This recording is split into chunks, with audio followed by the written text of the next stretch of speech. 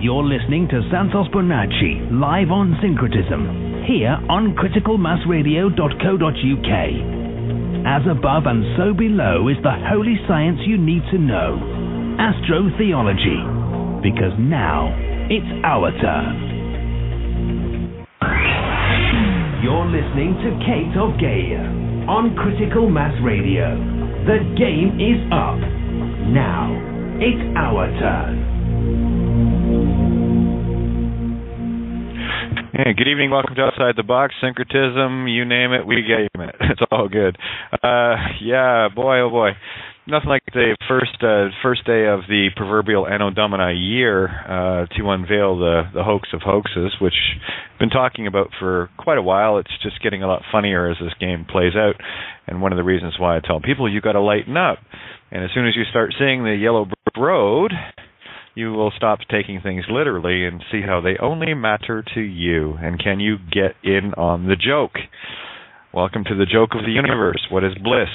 Bliss is when we laugh ourselves stupid, and this is what we're doing. How badly did you get caught in the Matrix? How angry do you get? How frustrated, how real are you making the illusion around you? And the one that makes it real is you. So, beautiful timing, of course, as always, because everything's perfect here. I've just learned to accept that with a little post that Mike, you had shared. We have Michael McCracken joining us tonight as well as Santos Bonacci, and I just want to check in to see how you guys are, and we'll have some fun exposing the riddle of riddles. Ready to play? Yeah, for sure. There you go. So how are you guys? Great. Excellent. And you guys? Excellent. Yeah, same here. Well, tell you what. We'll start off here with what was I going to say? The thing that I read today with regards to the Pope exposing what have you, and you see, it can only be as real as I make it. It can only be as real as you make it. So that being said, how real is it? Well, it's in my universe, so I'm going to either look at it literally, get frustrated or get elated, or whatever the case may be, or I'm going to look at it as a fundamental clue as to the nature of this reality. And guys, it's a big joke here. It's all a big joke.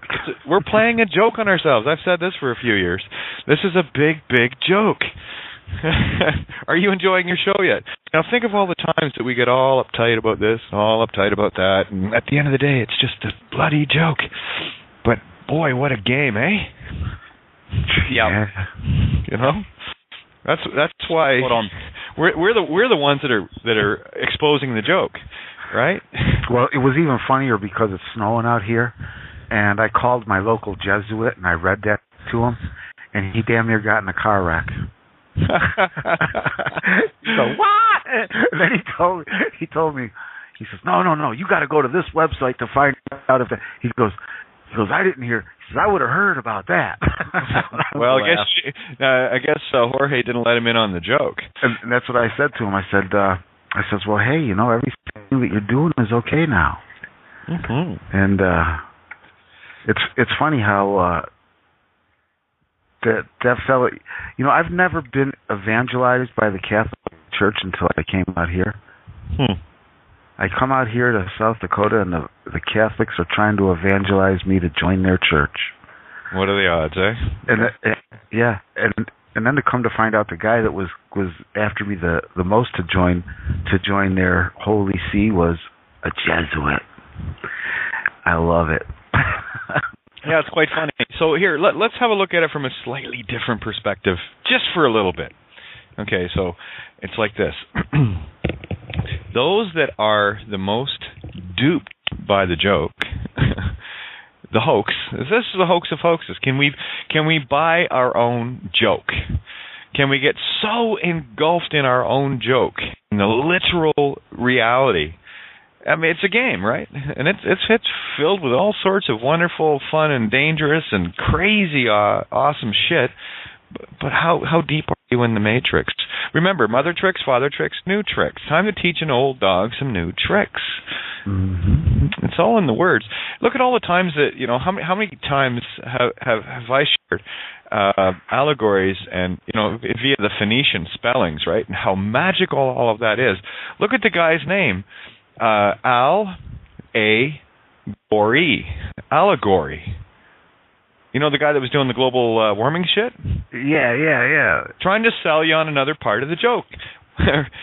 And there we are, exposing it to ourselves. So let's play a game for a second. Let's divide ourselves into two, which we've done. And the game here is to play a trick on ourself from our other perspective, the mirror opposite, to see if we'll fall for it. We take turns at this. You got me on that one. You remember that time when that was a good one? Oh my God! And then so that's kind of how I see everything anyway. That's why for me it's all drama. And when people get so trapped in the literal, all I'm seeing is someone that's really caught in a joke, and we've left ourselves all sorts of clues, like crazy, awesome clues. I mean, we let them be for signs. Does that sound familiar to you, Santo? Let them be for the signs. Yeah, absolutely. The signposts are everywhere. People are just unconscious. Then, hence, they don't see anything. They miss it all. They miss it all. The knowledge of astrology, astrotheology, the ecliptic, the stars, alchemy. It's the only way to be able to see it all. Syncretism. Right. That's it. That's the answer. So now that we have the science, we have the means to look at it, we can start looking at things from a completely different perspective, from an allegorical, metaphorical, metaphysics, metaphysical, metaphorical, for I call, the number 4, foe, Ra, the enemy of the light. It's all there, and I'm losing count with the number of times I repeat things over and over, and people are starting to catch on. They're starting to go, I'm starting to see the joke. I'm starting to see the practical joke that we've played on ourselves. I tell you, every time you're going to be in bliss is when you're doing what? Laughing your fool head off at some comedian or whatever. And I'll tell you, what makes a joke perfect, I'll tell you, why we laugh is very simply because we have an absolutely sudden realization of the truth in the mirror. You know how someone will tell a joke and it goes in an opposite direction than you were expecting? Let me give you an example. I'll share a joke. This is one that made me howl. And it's a bit of fun, so bear with me, guys. This is kind of a let loose table. So here's a little joke for you. So this guy walks into a bar, and he's just jumping up and down. He's totally excited. He's like, "Wow, this is great! This is awesome!" And he goes, "Bartender, line me up 12 shots of your finest." Right? So the bartender lines up 12 shots of his finest, and this guy starts knocking them back. And he goes, "Why the shot?" He says, "Well, I'm celebrating." The guy says, "Whoa, excellent. Well, what are you celebrating?" "I'm celebrating my first blowjob." And the bartender gets all excited, right? He says, "Oh, fuck, right on, man, right on. Let me buy you one." He says, "Nah, don't worry about it. If 12 don't get rid of the taste in my mouth, nothing will." Oh. Get it? Yeah. Okay. This is what I'm talking about. Right? Right. See, that's the sudden realization of the opposite truth you were expecting. Because in a literal sense, I kept you right to the very punchline. And we're at the punchline right now. We hit it with the Grand Cross. Get the joke yet, everybody? Are we all ready to stop screaming and shouting at each other and all the rest of it? Going, "Oh, you got me. Good one." So how deep into the matrix did you get? The mother tricks and the father tricks of Rome, the crone, and Papa.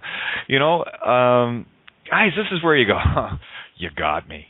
Oh, you got me so bad," and it's awesome. My turn. Yeah, really. That was pretty good. Okay. So, good joke to analyze that, eh? That's great because we hear when I was reading this felt out loud, and you wouldn't be the stuff that he's. Oh, you're breaking up a little bit, Mike. No, this is wrong. Huh? You're breaking up a little bit. Oh, okay. Yeah. Not sure. I've got 4 bars here. I'm good. Wow. Well, hey, listen, we're gonna make this a bit wide open tonight. So I got Randy and Mike joining us. So we got Mike M and Harmony Mike and Randy. So I just want to bring everybody in because this is kind of where I want to go tonight. If you guys are cool with it, just to let's start exposing the joke of jokes, shall we? The hoax is over. If but one shall awake, and I'm awake. Okay, I get it. I get the joke. It's pretty funny. And now let's start rescripting this. It's our turn. Now it's our turn. Isn't that our motto? Yep, that's true. Yep. And now it's our turn. Yeah. I'm done being pranked. Done being punked. You know, it's like I get it. My turn. Now look at all the people around us. Look at everyone around us. So caught up in the matrix. You know, we had to peel. Look at the layers we had to peel off to see this. We had to peel off the name. We had to peel off this. We had to peel off that. And it always came back to the same thing. And here we are talking about the joke. So this is the joke of the universe. Well played. I had fun. It had its ups, it had its downs, it had its really incredible points. You know, it's when people contact me regarding, you know, chemtrails or fear porn this or fear porn that or somebody being offended or this. Are you missing it? Are you so missing it that you're so emotionally caught in the matrix? How about everyone go and have a look in the mirror right now and say, I got punked. And well done. We all got punked. Can you take a joke, or you got to be a big sock about it? That's the thing. Now start having a look at all these other meat sticks that are walking around in uniforms, you know, pedophiles and all the rest of these guys.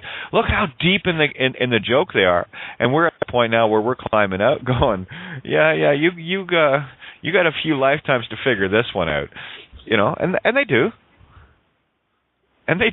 Would you wish 100 lifetimes of this upon anyone? Oh, hell no. Right. So there's the joke, right? I wouldn't do that. But we're gonna. Because this is the way we play the game. To bliss, we must have that moment of aha, that mirror of the truth and go, good one. Yeah, I don't think the 13th shot would have made a difference, but there you go. There's a 12 shots and 13th that will clear the taste out of your mouth. So way to go, Ophiuchus.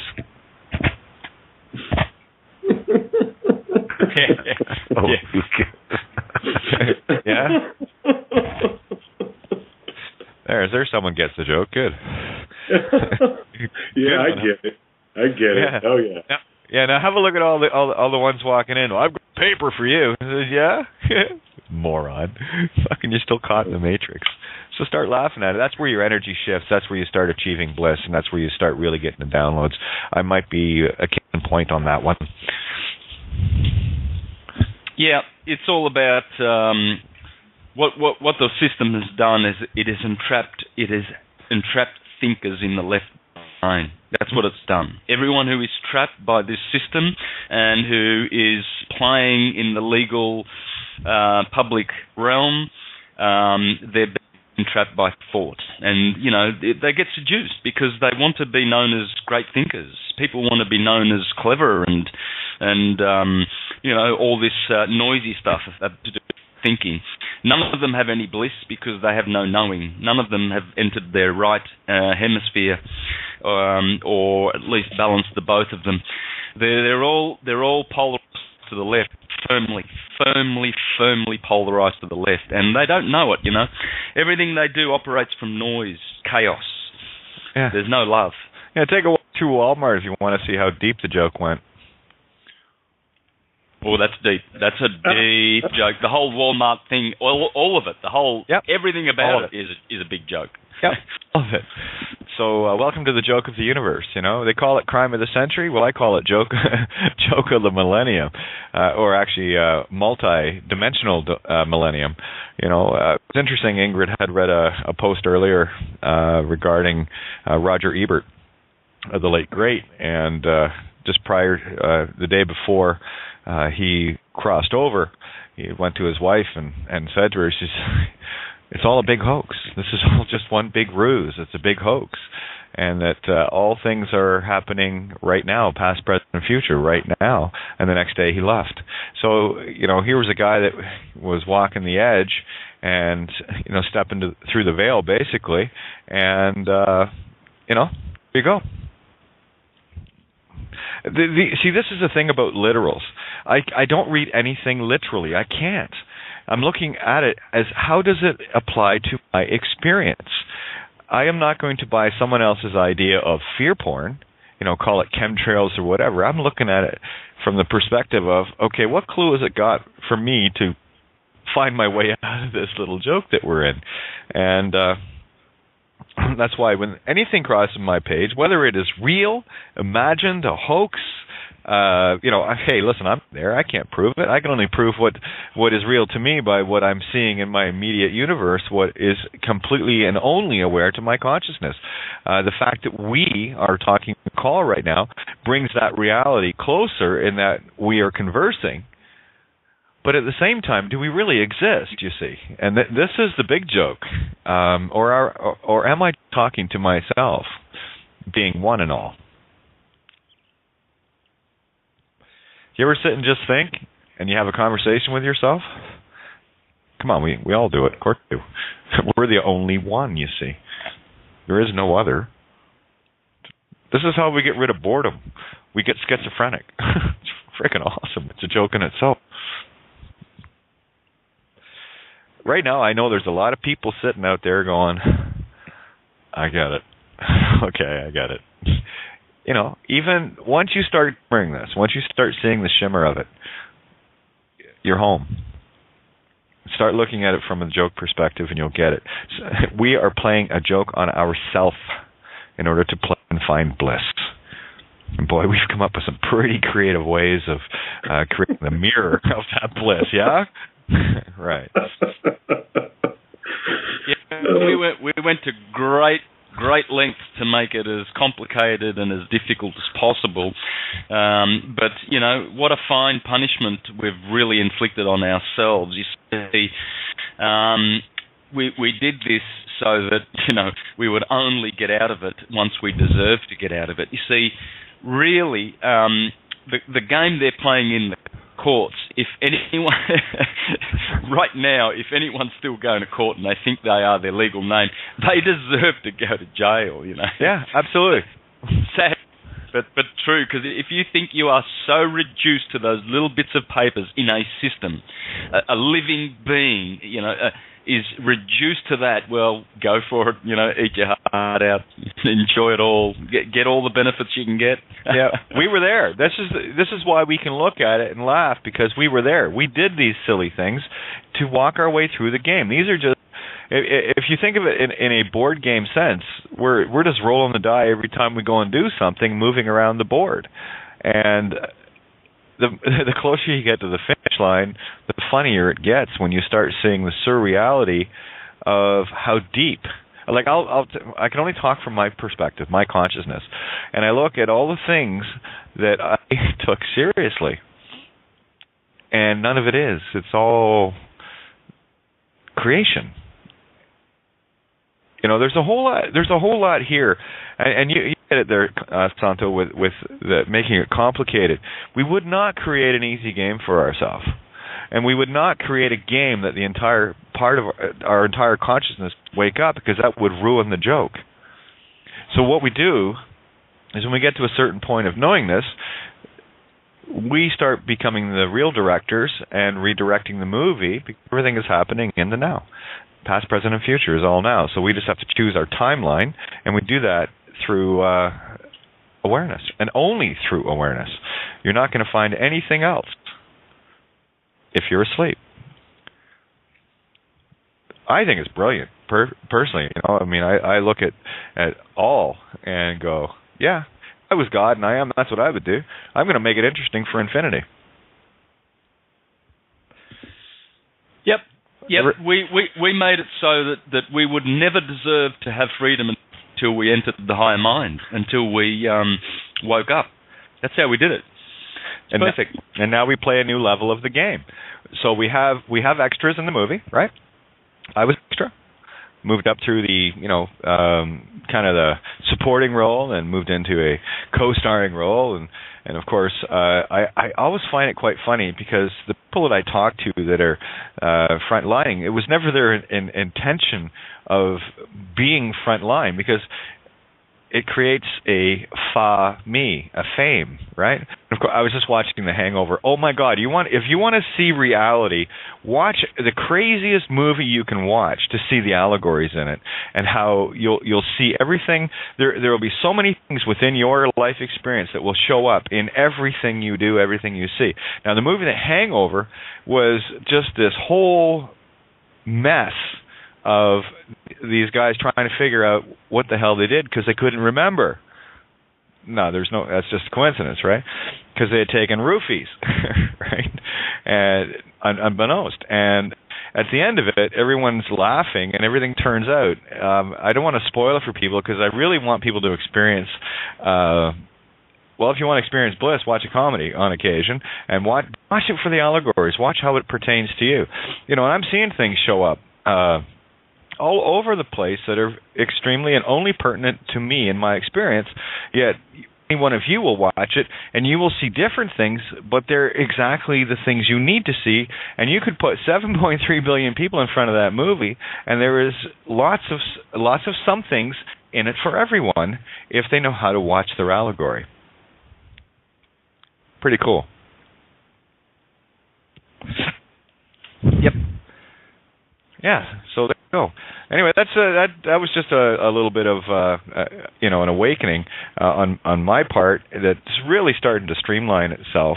And when you're not stressed out about anything, when you're not worried about anything, and believe me, if I was to choose a literal life, I would have lots to be worried about, lots. But when you see it from the allegorical perspective, when you start seeing it as a movie, and that you're looking for the things to follow your own path, isn't it funny how the movie starts working in your favor and magically things start appearing for you and you don't even have to ask. And it's always the ones, like here's the problem with fame. If you were seeking fame, you were seeking the lowest tone on the original scale, fa, because fame is fa, me. Do you see what I'm saying now? So everyone that is deemed famous, and especially those that went seeking it, are the ones deepest in the game. Have a giggle.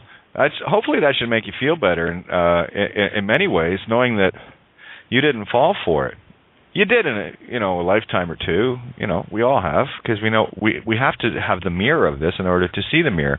So, and here we are, all of us sitting at this table. That's everyone. I'm not talking just the ones talking right now. I'm talking everyone at this table. You are famous in your own right, and you didn't choose that. You were, quite frankly, choosing the opposite, because I haven't met any, quote, free man, or, the whole freedom movement concept. I haven't met any individual that simply just wanted to be left alone. If you want to be left alone, you're not looking for fame. And I've said it many times. My whole life has always put me front row and center, completely against what I wanted. And I'll tell you why. It's because only those that don't want it have earned the right to get it from a very different perspective. It's the mirror. You see, those that are seeking fame are seeking it for material wealth, for grandiose nature within this matrix. Me, I just wanted to be left alone. I just wanted to kind of enjoy an experience, and apparently here you're not allowed to do that because it's way too messed up. But that was before, if you want to talk in terms of time. But right now, I have a different idea. And I think a few of you might have a different idea as well. Is that deep enough for a subject tonight? Are we okay with that? Yeah, well, it's the only subject worthy of considering, really. How we reclaim our true value and operate emancipated from all systems that unworthily harvest our energy for its own grandizement and glory. And that has been the modus operandi of Rome since probably since they destroyed Carthage, I would say, when they became a maritime power. Before that, they were on the land. And so they went maritime, and then they realised, oh boy, this is good. You bring down an empire, and you take all their gold and treasuries back to Rome, and you get filthy rich, don't you? Let's keep doing this. And of course, everyone fell. The Gauls fell. The Dacians fell. For it. The Middle East fell. Egypt. For it. Fell. Yeah. For it. Exactly. It's magical. Yeah. I always marvel at the fact that the barbarians did not sack Rome. They bought into Rome. They wanted titles. Rome was full of barbarians in the army by that time. Rome was, 90% of Rome's imperial army was all barbarians. They had the best positions in the army, and they were busting Rome's walls to get in there and have a part of it. This is the thing. People don't realise it never was sacked. It never went away. It's a kingdom of ideas, and the basic nucleus of Rome's success is the citizenship. That's it. When she conquered, she gave people citizenship. That was the way Rome operated at first. If you come under our umbrella, you can have a citizenship. And people just thought, oh, that's great. We've got an army that's well trained, the best army on the planet. We've got protection. Let's join the big club. And that's it. That's the success of Rome. So much to the extent that the whole world, through its hospitals and local parishes and municipalities and councils, have acquired this intellectual property from all the lands of the planet. That includes China and India. India is pretty much half registered now. I got some people there that are writing to me from India that are listening to our show here, Kate, and this one particular woman says that they've been very diligent, the government, at registering the Indian folk, in the past few decades. Well, of course, because the Jesuits their sole purpose to exist is to go out and acquire intellectual property for the Vatican, for Popey Poo. And there's the planting of the thought, the planting of the seed. And you see, the further we move away from natural order, as in, natural law, and just letting things create as they create, what we have done in our infinite, quote, wisdom, unquote, is started creating Atlantean technologies. And this is, to me, what... hey, listen, do you need an airplane if you can fly? No. Right. Okay. So do you need an internet source if you can just, send stuff telepathically? Do you need any of these things? So that, to me, is the thought. Somebody came up with a really neat tool at one point and planted that seed of here's what we use to get this ability, where the ability was there. I've been thinking about something the last couple of days also. If the Vatican is the mother of all corporations, who are the people that own the stock in that corporation?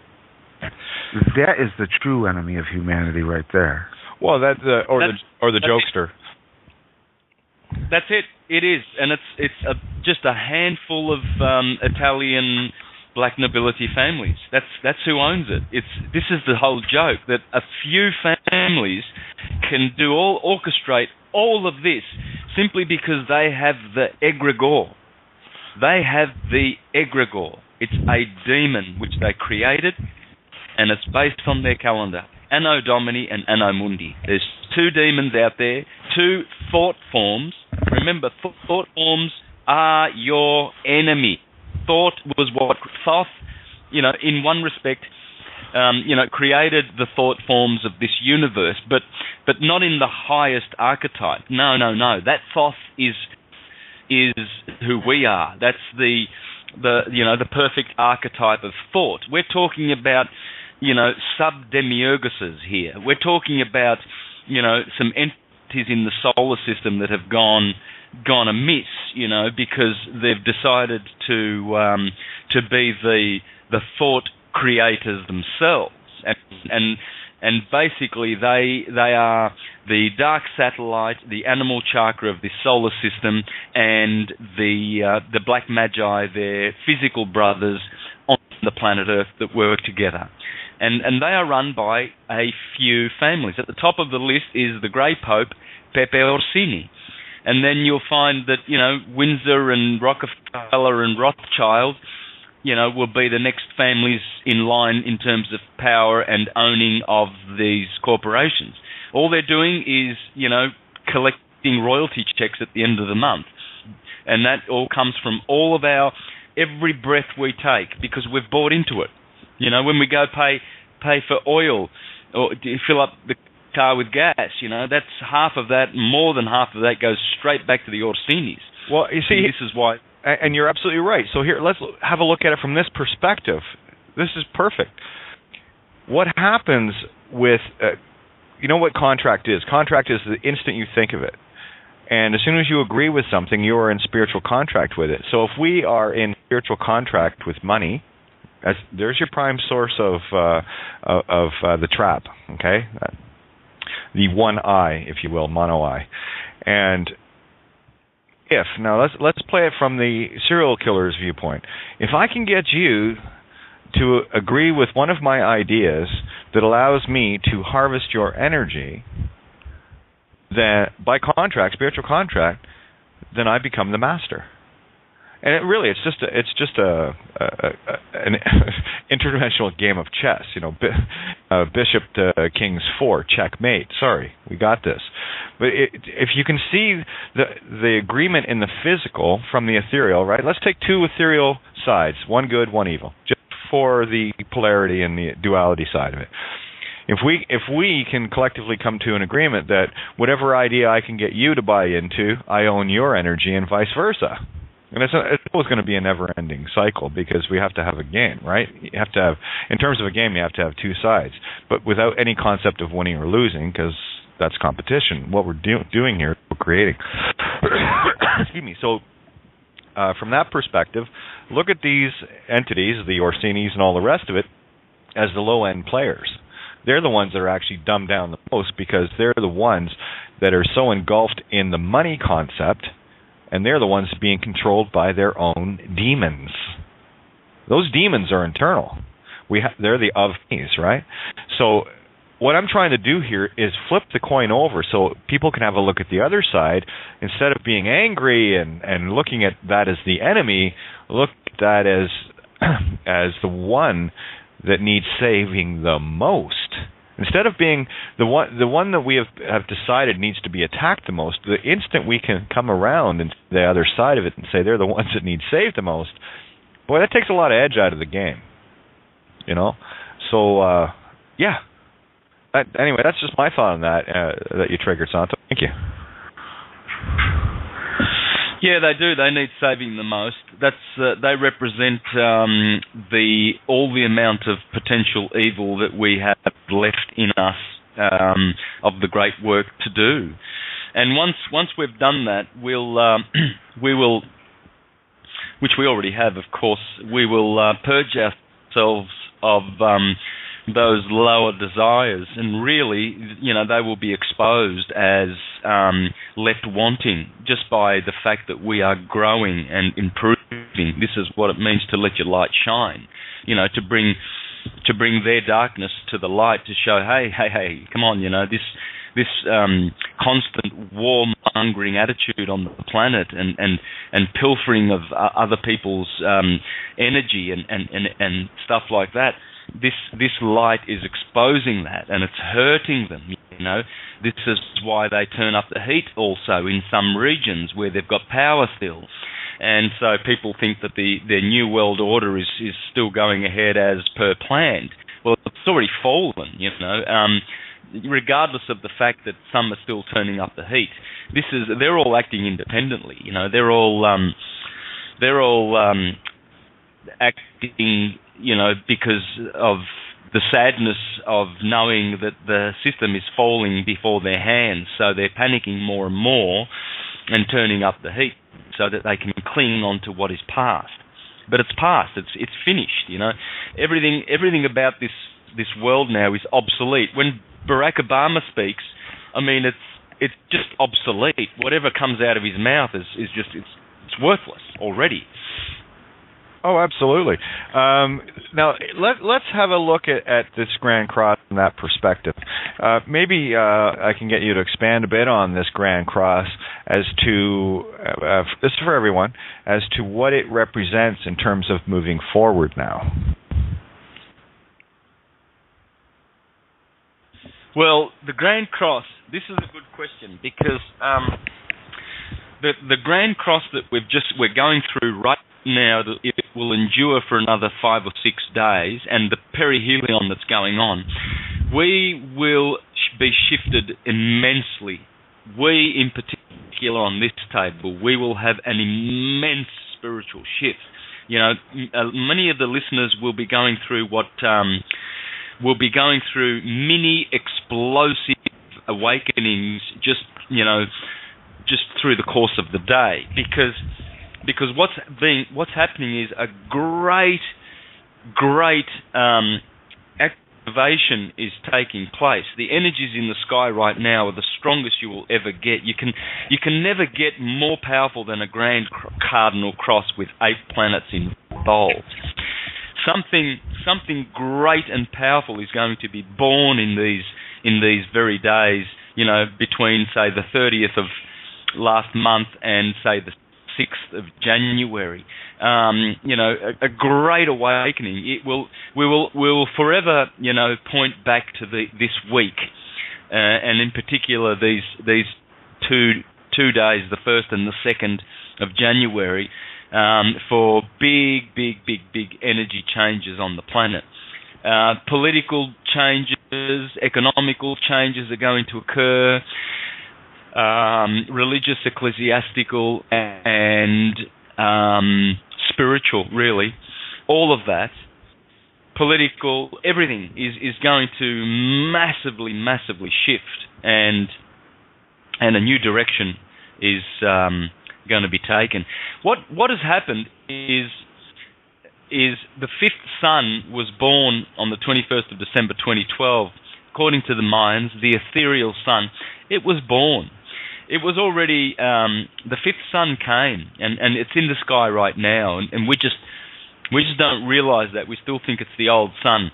But suns, like cells, regenerate themselves because they are constantly drawing in energy from the ether, from causal magnetism, and they are always regenerating themselves. So Shiva, the sun, has been regenerated. Only the vibration of the sun now is totally different to the sun, pre-21st of December 2012. So we are now obviously benefiting from this, and every day, exponentially, we will benefit from it.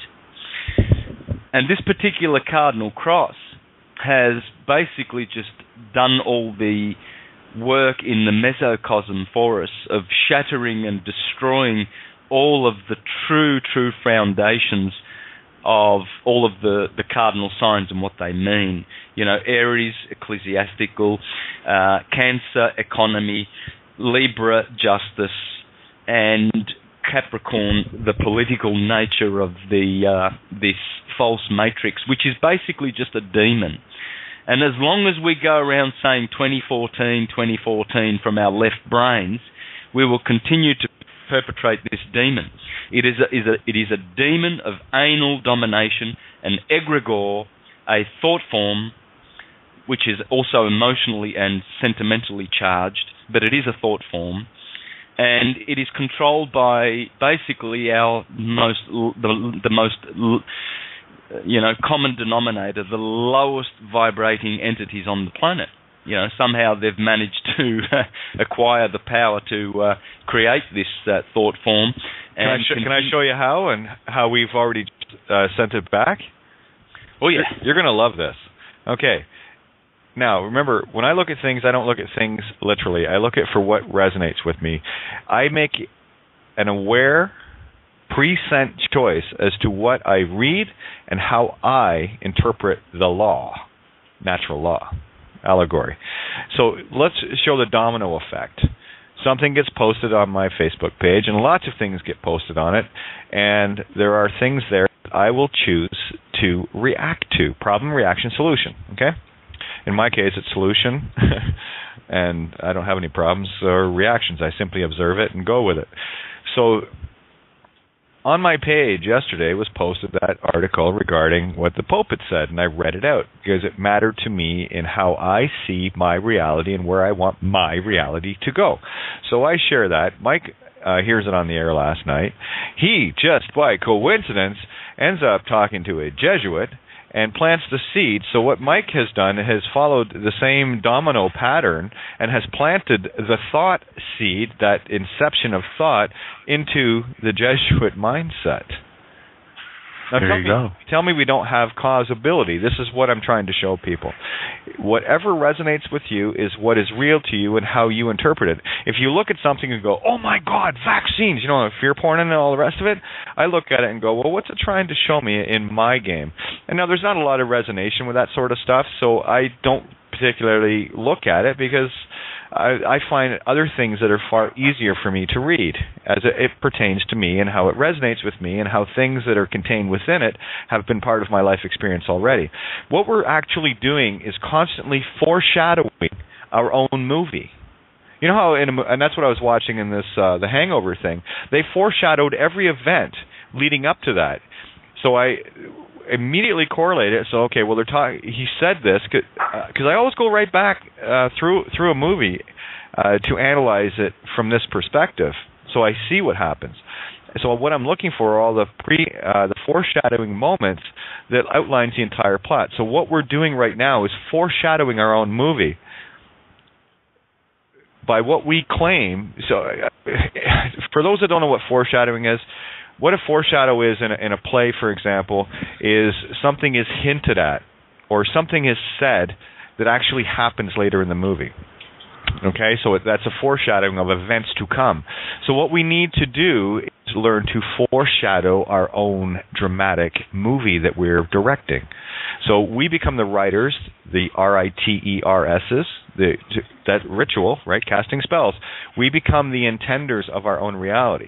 If we buy into somebody else's reality, like say someone that still actually believes that Obama is the president of the United States Corporation, go ahead, knock yourself out. Have fun with that. But I'll tell you, the only thing that had any relevance with Obama to me was as I was tracking the foreshadowing of uncovering the birth certificate information. Was there something involving Obama and his birth certificate? Now you understand, because that was something that was relevant to me because that's what I was tracking in my game. So I look for the things that I'm tracking to see how I'm doing. Then I get to see the effect of what I'm doing. Plus I get to observe the foreshadowing. What do I need to do? What do I need to look for? This is the hardest place to stand in the now, but once you get there, it's also the hardest place to get knocked from.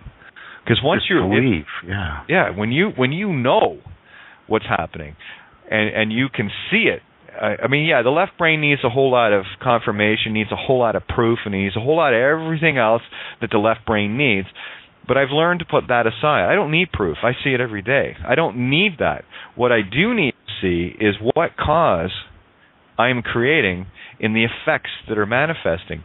And when I see things that resonate with me, that is my confirmation. Okay, I'm on the right track here. And, look at all the people that you work around and talk with all the time. And how many times, especially lately, have they been saying things, I was just thinking that. Or, yeah, that happened to me. Or, yeah, that keeps coming up for me as well. And you start seeing these things. When I was driving with Mike the other day, we were riding up this road, and of course all the street signs. I said, hey, let's have a look at the now moment. Next thing you know is to start seeing street signs pop up that were absolutely and completely relevant to both of us. So we were sharing that same now moment. And it's fun as hell when you do this, because you start to see the magic of the yellow brick road. And when you're sharing these moments with people, I've had people in the car with me. I say, listen, I'll take you on my yellow brick road, and I'm going to show you what I see, how I see it, and be amazed, because I always am. It's beautiful. Look at the seed you planted, Michael. Beautiful. It's a beautiful thing. And I love the idea that, he had me read it to him again. And he's like, no, and he's trying to point out all the places where it would be wrong. And it's like, no, this is what it says. Well, here's a question for you. Before we came on the air tonight, do you now have a different perspective on what actually happened? Oh, yeah. You changed your viewpoint. You went from North to South Pole. Now you can see the world turning in both directions at the same time. Yeah, it's amazing because look at what this done to this person's mind. They're usually the mind fuckers, and this time they got mind fucked. You know what I mean? Oh, yeah. And here's the magic of your movie. You're the star. You are the star of your movie. I'm just trying to show you how to take that role back. Yeah. Honestly, this is what I'm doing because I know how I want my movie to end or continue, rather. Nothing ends. Because as soon as something ends, something else begins. So it's always a journey. So in my movie, as I'm directing it, I've got great clues as to what is already pre-scripted, foreshadowed. I think the stars would be a good indicator, Santo? Yeah, absolutely. Best place to start. Right? And you do, astrological forecasts? Yeah? So it's like you're checking the weather. Okay, what's my movie got in front of me, and what do I need to do to step in alignment with that? Not to. How many times have you heard from people that read their horoscopes and don't think of it from a causal perspective, but think of it from an effect, being at effect to that perspective? That's because they're lagging in time. All you need to do is go, okay, what's the forecast tomorrow? Okay, this is saying that this is going to happen. Now you have a choice. You've got your foreshadowing. You can choose to go with that or rewrite your script. So if it's something you want, you work towards it. If it's something you don't want, then you work in the mirror of it. It's a duality world, right? Mm-hmm. It just makes sense to me. It feels right. So we have all the tools, and we have some of the most brilliant masters on this planet that can actually show us how to read that roadmap. And I'll tell you, once you get on your roadmap and you start really grasping these concepts that we share here, the magic begins. You cannot do anything wrong. Kate, I love reading Carl Berduer's astrological charts every month, And what he's saying about this month, January, is this. This is right off of his blog. A bend in the road. The charts of November, December, and now January mark a bend in the road. The past is disappearing from view. That past will not only lose its grip on our lives, but also lose its hold on our attention. We are leaving crisis consciousness behind for a new focus on rebuilding and renewal. There you go. Perfect. Now, and it's exactly what we're talking about. Well, here's a question for you. For everybody, are you watching the 6 o'clock news right now? No, but I bet you there's lots of others watching it. And I'll also bet you that those that are watching it are taking things literally. And are they being cause or are they being at effect? They're being effect. Yeah, because they're trapped in the literal matrix. Now, when we would sit around, and I've done that many times with people, we'll sit and look at things and go, okay, here's how I see this. This is what I choose in my movie. I'm the director.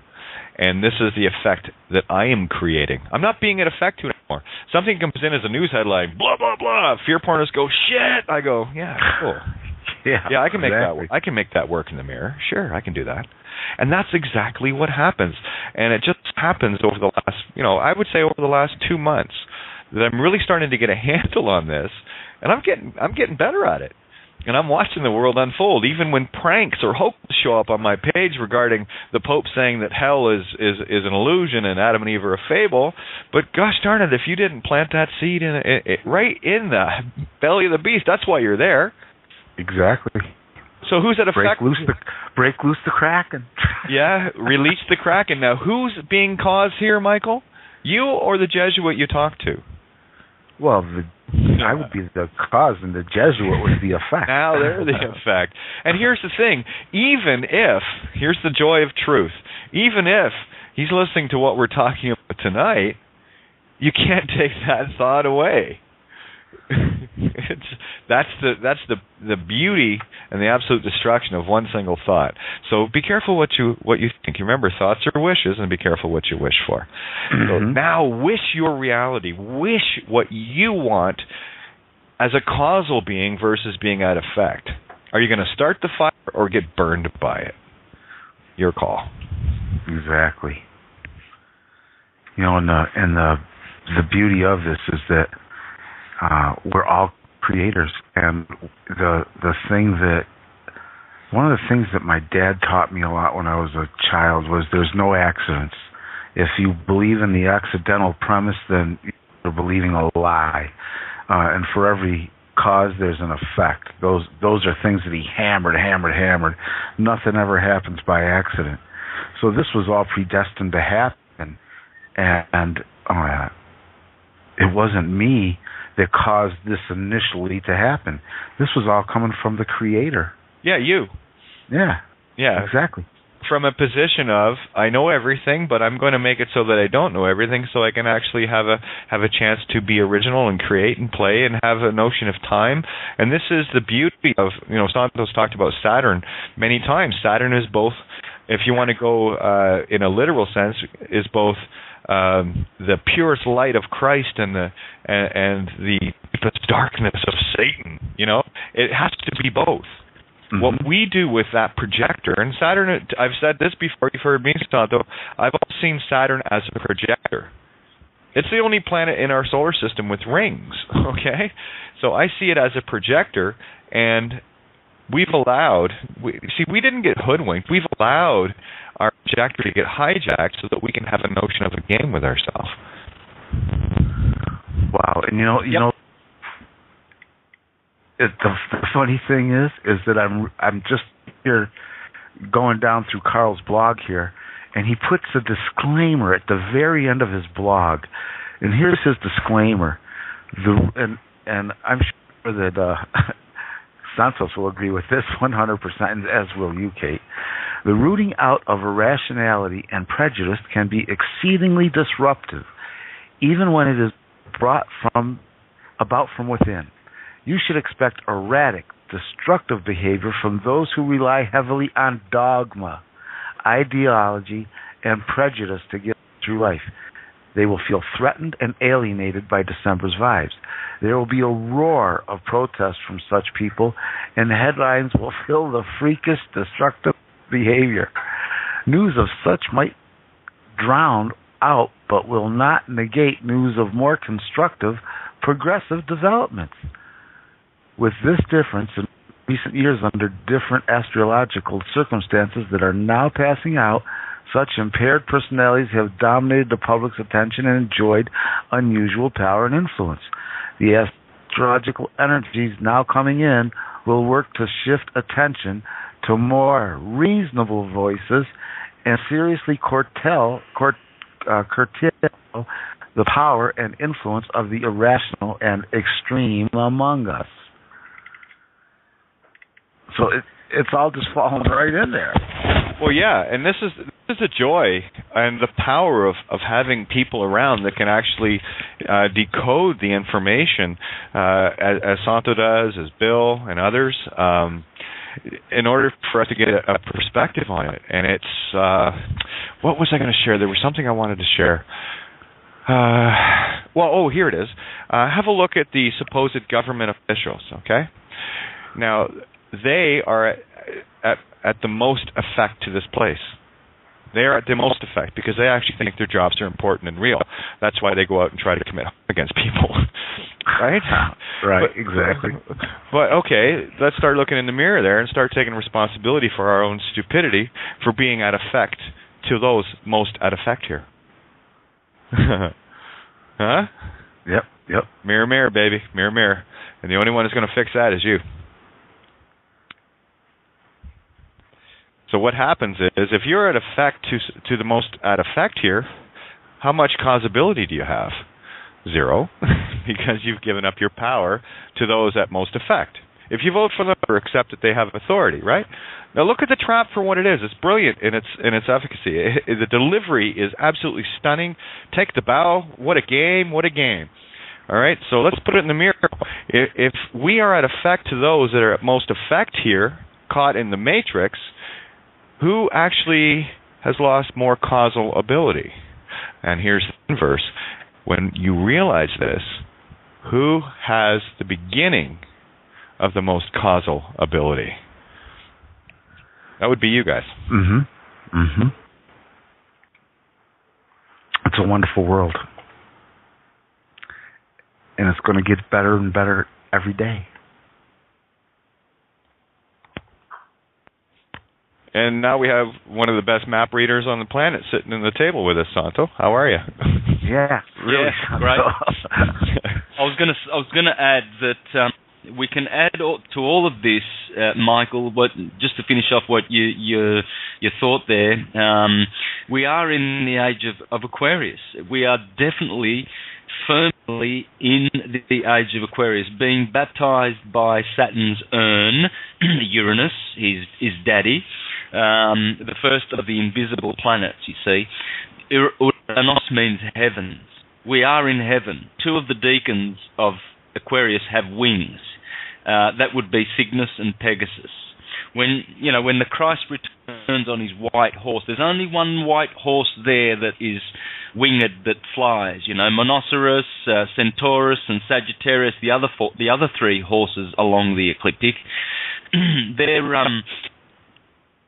don't have the mythology of Pegasus. He's a deacon of Aquarius, whereas all the others, belong to the other quadrants. But there's only one horse there in that quadrant of winter, and that is Pegasus. And so we're flying on the wings of Pegasus. We are Perseus. We are Prometheus. See, Prometheus' brother, I think it was Epimetheus. That was his name, wasn't it? Epimetheus and Prometheus. Right. Epimetheus is the left brain. Prometheus is the right hemisphere. The Epimetheus was given Pandora. Yeah, Pandora's box. Hint, hint. So Epimetheus was the slow-thinking brother. He was the one that was thinking in reactive mode. But Prometheus was the fiery one who thought, who had the knowing kind of thinking. And so, and then of course Jupiter comes along and has Prometheus destroyed, and guess which organ the vulture gets to pick at? The liver, because of course Jupiter is the ruler of the liver, Sagittarius, etc. But Jupiter, see, the Sun is the ruler of the heart. This is known. Saturn is the ruler of the spleen. Mercury is the ruler of the lungs. And we've got Jupiter, the ruler of the liver, to live, the principle of living. And so what's going on here is Jupiter is the tyrant, because he was suppressing Prometheus.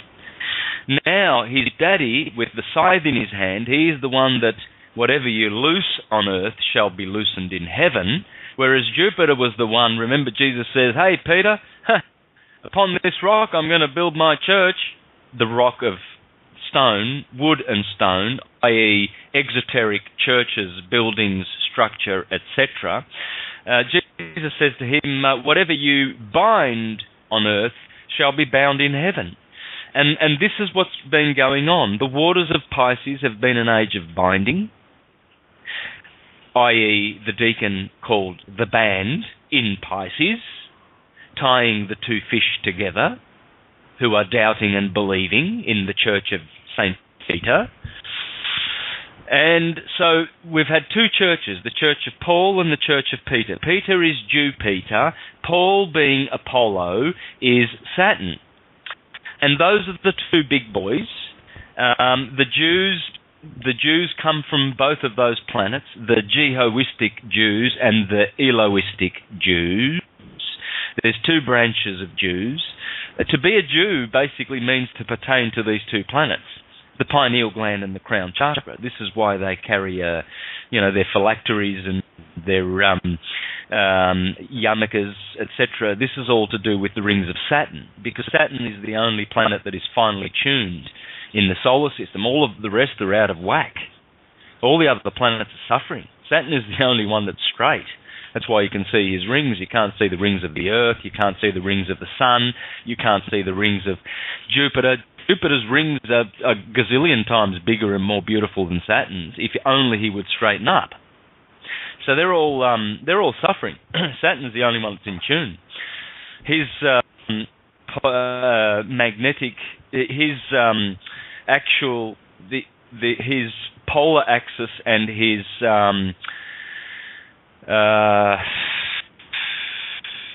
what's the other axis going horizontally? Horizontally, they are in perfect alignment. That's why you can see the rings. And so this is why Saturn is the crown chakra. He is the planet that liberates us from Kronos himself, time and space, temples. Temporal, time, temporal, time for all. It's what a brilliant game. What a brilliant game. This actually, when you were talking about Epimetheus and Prometheus, if we look at the phonics of those words, Epa meaning under me God, and Prometheus is for me God, in terms of the phonics. And of course, Phoenician being purple. What signifies the crown chakra? Purple, yep. So Phoenician means purple men. Yep. So, absolutely. Yeah. So here we go. I'm actually going to share Prometheus Bled. I wrote this, the summer before last. And I remember the circumstances around it, and it was brilliant in its motivation, right? I look at things from a poet's motivation perspective. This is why it's very easy to write when you're not in the best of moods, or maybe a little down, maybe a little reflective. So here, let me just share this. I want to see what this sounds like in today, right? So it's called Prometheus Bled. For those that haven't read it, it's on my website, cateofgaia.wordpress.com, and this was actually the prologue for the book that I was putting together that never actually got finished. But here it goes. Last night I died 1,000 deaths, each by 1,000 cuts. And though I want to leave this path, continue on I must. How much more can my soul endure this walk that steals my breath, where all around me pick away this slow Promethean death? This place of hearts so quickly drains, reserves the gilded cage, entombed within the solace fair, cries out with neutral rage, that once I'm fallen on broken knees to carry and gather high, where crows that cackle in the fray, in silence I will cry. Forgive them gently with mother's love, dig deep yet deeper still, where those that fed from this weary child do feed upon my will, where dare I stood in truths profound the blind eyes made to see, as mortal flesh rots on their limbs, these walking dead and me. Cannot they beyond this veil, beyond their surly bounds? These fools that conflict searches out, still change them to the ground. I'm free, they yell from towers high, but know themselves not yet. They only see the flesh they're not, while caught in illusion's net. So toil I must and stand I will to bleed another day, where somehow through this misty plain I can help them find their way, to Middle Earth where ebb meets flow, the balance of the tides, to climb Olympus' craggy face where Prometheus resides. Since for his gift of fire's truth, the ascension of the mind, wrought from his flesh his liver torn, where morrow's day does find. His quest ordeal renews again the sacrificial daily bread, is where I share these self-same truths in the way Prometheus bled. So there you go. Rock and roll. That's yours, yeah? Yeah. My God, that has to be read more often. Look, Prometheus is the right hemisphere. It's it's the before thinking. It's the stage before thinking. Epimetheus was slower. And so, he is the afterthought. He is the left brain. It is the man brain. It is the legal name. It is the public world of Rome. If you're in there, you belong to Rome. If you work out of there, that's all Rome. Remember, yesterday's show was a great show for us because I was in 2014 and most of the listeners were in 2013, right?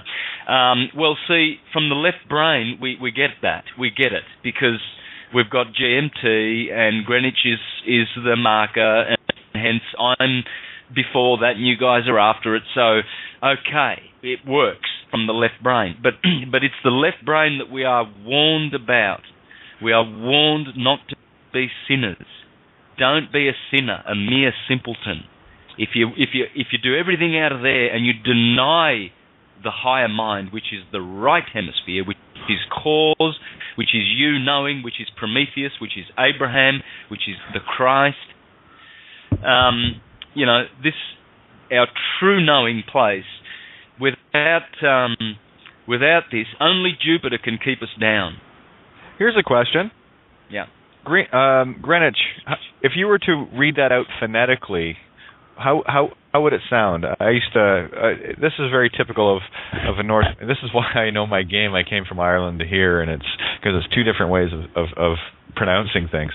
But Greenwich, right? So where I'm from, we call it Greenwich, right? But if you read it literally, you're absolutely right. It means green witch. Let's look at it from the right hemisphere a little deeper. How about green wit key, right? Sort of like witness, only a little difference. What does wit mean? It means to know. Green is the color for which chakra, Santo? The heart? Maybe Leo? Heart chakra. Right. So there we have the green, right? Also the color of hope. Yes. Okay. So now we have the hope of knowing the key. And key is life. So once I start busting these things down into their phonics, their purple men meanings, Phoenician. Once I break it down to the crown chakra meaning, it all starts to make sense, and everything starts to get a whole lot funnier. Here's another one. I was talking. Go figure. It's just a coincidence, though. But this is what happens when you pay attention to the now. I had a chat with Maggie today, and Ingrid and Christopher and Mike, myself. And she was talking about, and she had picked up some of the old style. Where you're from, Michael, the civil flag versus the military flag in the U.S. You know the difference, right? Mm-hmm. Okay. Now, my first reaction is, okay, well, great. I totally understand it from the civil law viewpoint, but if it's a civil flag, it means it falls under which? Roman civil law. So it's still a jurisdictionalized flag. So I thought, well, here. This is the only flag. If I was asked to ever fly a flag, there's only one flag I would fly. Which one do you think it is? The military flag. No. I'm talking that would matter. That is internationally known, has for many, many centuries, and it is renowned for its power. There's only one flag that can do that, and it ain't the U.S. one. Sorry, Patriots. No, it's not that. It would have to be the white flag, right? Thank you. There's someone that's in the now. And now, we've been talking about I am the witness, or more accurately, I am the whiteness. So when you're flying a white flag, what are you actually saying? That you're one, a non-belligerent, you're neutral. You have no markings. You are white. You are wit. You are of the knowing. And the white flag means one of two things. I mean, it's your surrender, or it is you being the king. That's right, your peace. Your absolute peace. So you're either surrendering from battle, or you are initiating peace. And that's why. And look at the phonics again. White flag, wit flag, right? Break all the rules, guys, and you will never. Well, hey, I'm God. How many rules do you think I have? Only the ones that I choose to have for me. I wish no one any harm. This is my creation. Why would I want that? So I've just moved myself out of the war zone. So if you're going to be I am the witness, then you might as well prove it by being I am the white and illustrate it through a flag. No coat of arms on that one, is there? Mm-mm. No jurisdictional boundaries, and it's internationally recognized. And anyone who goes against a white flag is going against God or nature itself. That is an immutable flag. You cannot tarnish it. And their own men. If you go against, if somebody's holding up the white flag of peace, or whether you want to call it the flag of peace, flag of surrender, flag truce. of negotiation, flag of truce, whatever you want to call it, if someone that's holding up that flag gets put down by their own from the other side, the people from the other side will put down their own member that did it. Right. Now let's look at the word truce. Truce. True himself, herself, itself. Just a coincidence, though. Look away. You starting to see the magic, everyone? You're really starting to see the magic? You will see the magic once you start being the purple man, being the Phoenician. Phoenicians have to be both good and evil. Another way of calling them is Hiram Abiff. Hiram was dressed in purple, because that's what the Freemasons tell you when they speak that sigil of the 8 letters. Hiram, widow's son. Hiram Tyrian. Tyrian means that he comes from Tyre. Tyre was known for being the chief Phoenician city where they dyed purple. So Hiram Tyrian sendeth forth to King Solomon. Well, that's pretty. That's a kindergarten level. That's kindergarten stuff. That to decipher that. That's really easy. Hiram is the Hiram, Aries. In association with Saturn, the two malefics turn out to be the two saviors because Aries is the cerebrum and Mars is its ruler. And the chakra that is in that sign, called the crown chakra, belongs to Kronos, Saturn. So there they are, right at the top of the head. And they are the true saviors. These are the true saviors. And so you always find this... these motifs are always repeated in the Holy Scriptures. This is why you have the Lamb of God in the Christian. You have Abraham in the Jewish. You have Ram, Sri Rama or Brahma in the Hindu. You have Rahman or Rahim in the Islam. And in the Persian you have Ahriman. But it's all the Ram. It's all the Lamb of God. And it's the High Ram, the builder of the soul of man's temple, Solomon. Yeah, jump in there, Michael. See, that's the joy of listening to you guys, is because I am... Well, I've just been sitting here thinking of, like, my grandfather's name, my father's name, and my name. Like, my grandfather's name was Olin Quay, and my father's name was George Hiram, and mine was Michael Douglas. Olin Quay, I don't know what Olin means, but I know what quay means. A quay is a wharf where light can cross. It's a quay. Yeah. It's pronounced quay. Quay, quay. Yeah, and it's a wharf where light can cross.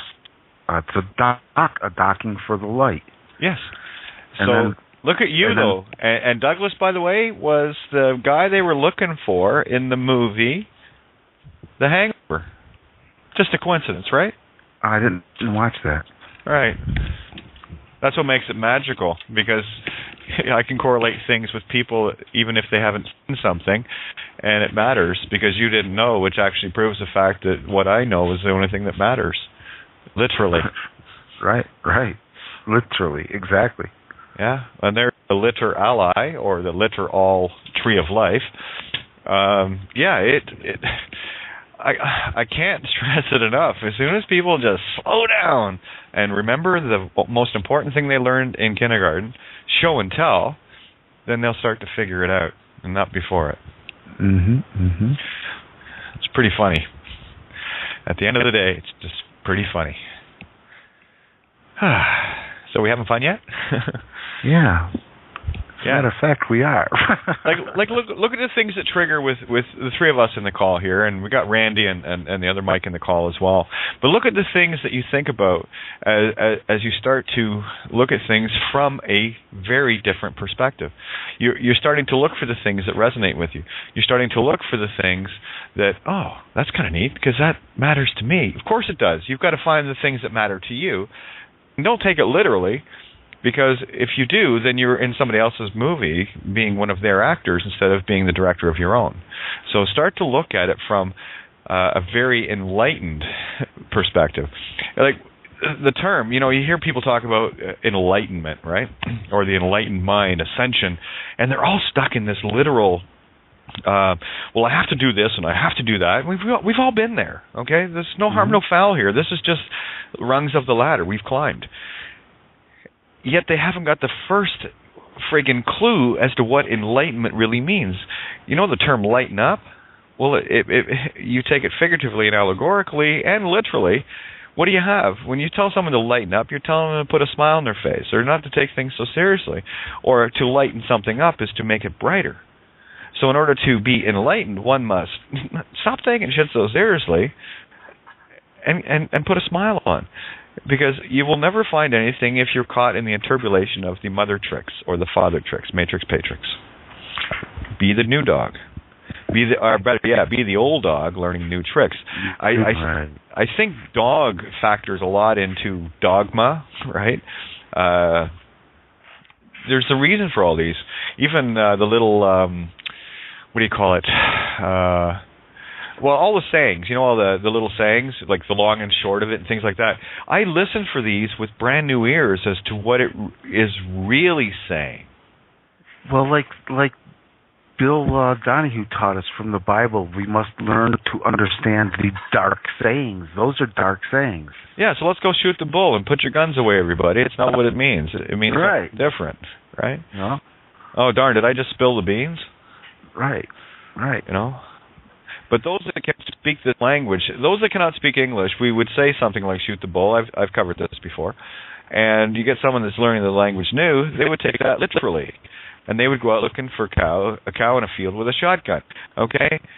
So this is how the masses are actually listening to English. Well, it's funny that you say this because I was working with this Puerto Rican fellow once in New York, and he needed money. And he asked one of the guys, how guys on construction crews, they all share, when you're out there working together, if a guy needs $20, you give him $20 because, you're going to get it back Friday, typically, So he asked the one guy if he had $20 that he could borrow, and the guy said, yeah, more or less. Well, this fellow was just learning English, and when that guy said, yeah, more or less, it just blew the guy from Puerto Rico's mind. And he didn't know what to think, and he got like really angry because he thought he was being picked on or teased again because of his English, and it was. Yeah, now you understand the trap that those that speak Engle or Angle-ish are in. And when I sit and I look back on the response of that fella from Puerto Rico, he was ready to cut this guy up, for making fun of him. Well, you see, there's the power of the word, the power of the letter. Yeah. We had to explain to him, no, it's not what you think it means. So, yeah. Again, it's a concept. It's a with God, with 7, right? So, this is why I love, especially in Santo, I feel spoiled you've been coming in every day, and now I get Michael in here, and of course everyone else that comes in with a call too, where I get an opportunity to listen to people not so trapped in the literal, which makes it so much easier for me to understand and define, because we're also, like, can you guys even remotely imagine going back to the way we were? Oh, no. Not a chance. No. And whenever the ones that think they have the power come up with their BS and try to lie to you, it's like, dude, you stand there and you're teaching them, and they're like, their eyes start glazing over, and they can't dispute it, because guess what? We actually learned all this stuff when we were in like 2nd grade.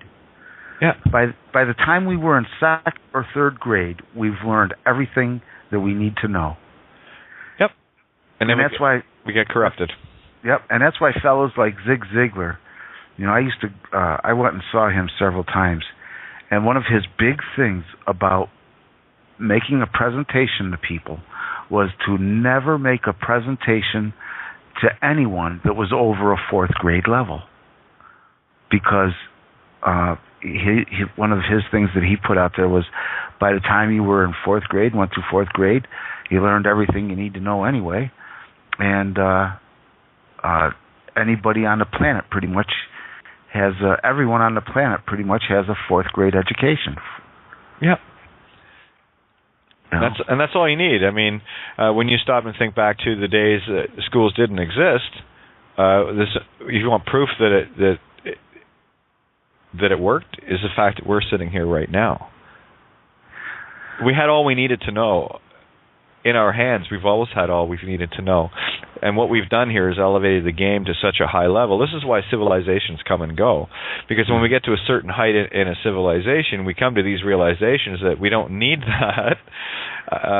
These are all mimics of the spiritual. It's what Sandra was saying earlier about that which you bind on earth, you bind in heaven. That which you bind in heaven, you bind on earth. So I also look at things like the internet as the awakening allegory of this consciousness being mimicked by the technology of what we already are capable of anyway. So those that follow the road of technology, well, they've got a long way to go. They've got that to me is entry level. That is Atlantean. This was a difference that was being illustrated in the Atlantis-Lemuria duality, right? And what a game. What a game.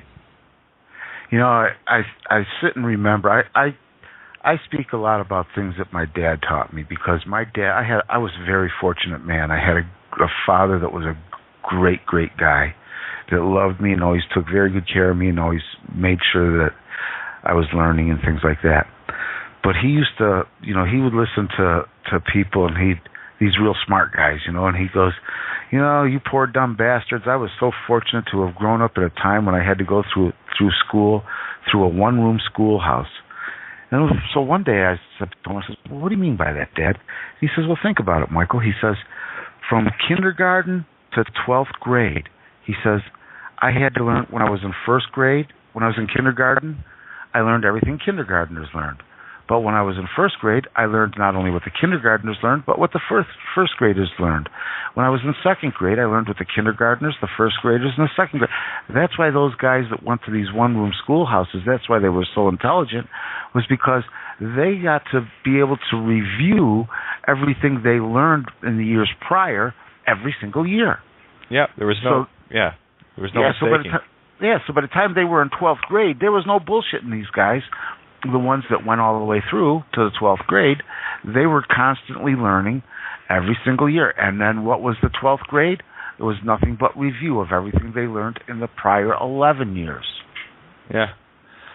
And the teachers, that they had the benefit of being not only a small group, but they also helped the teachers, because the kids that were in the first grade helped the kindergartners, and you know what I mean? Yeah, it was community. It was a literal community within the community, and it was always one teacher that was part of that community.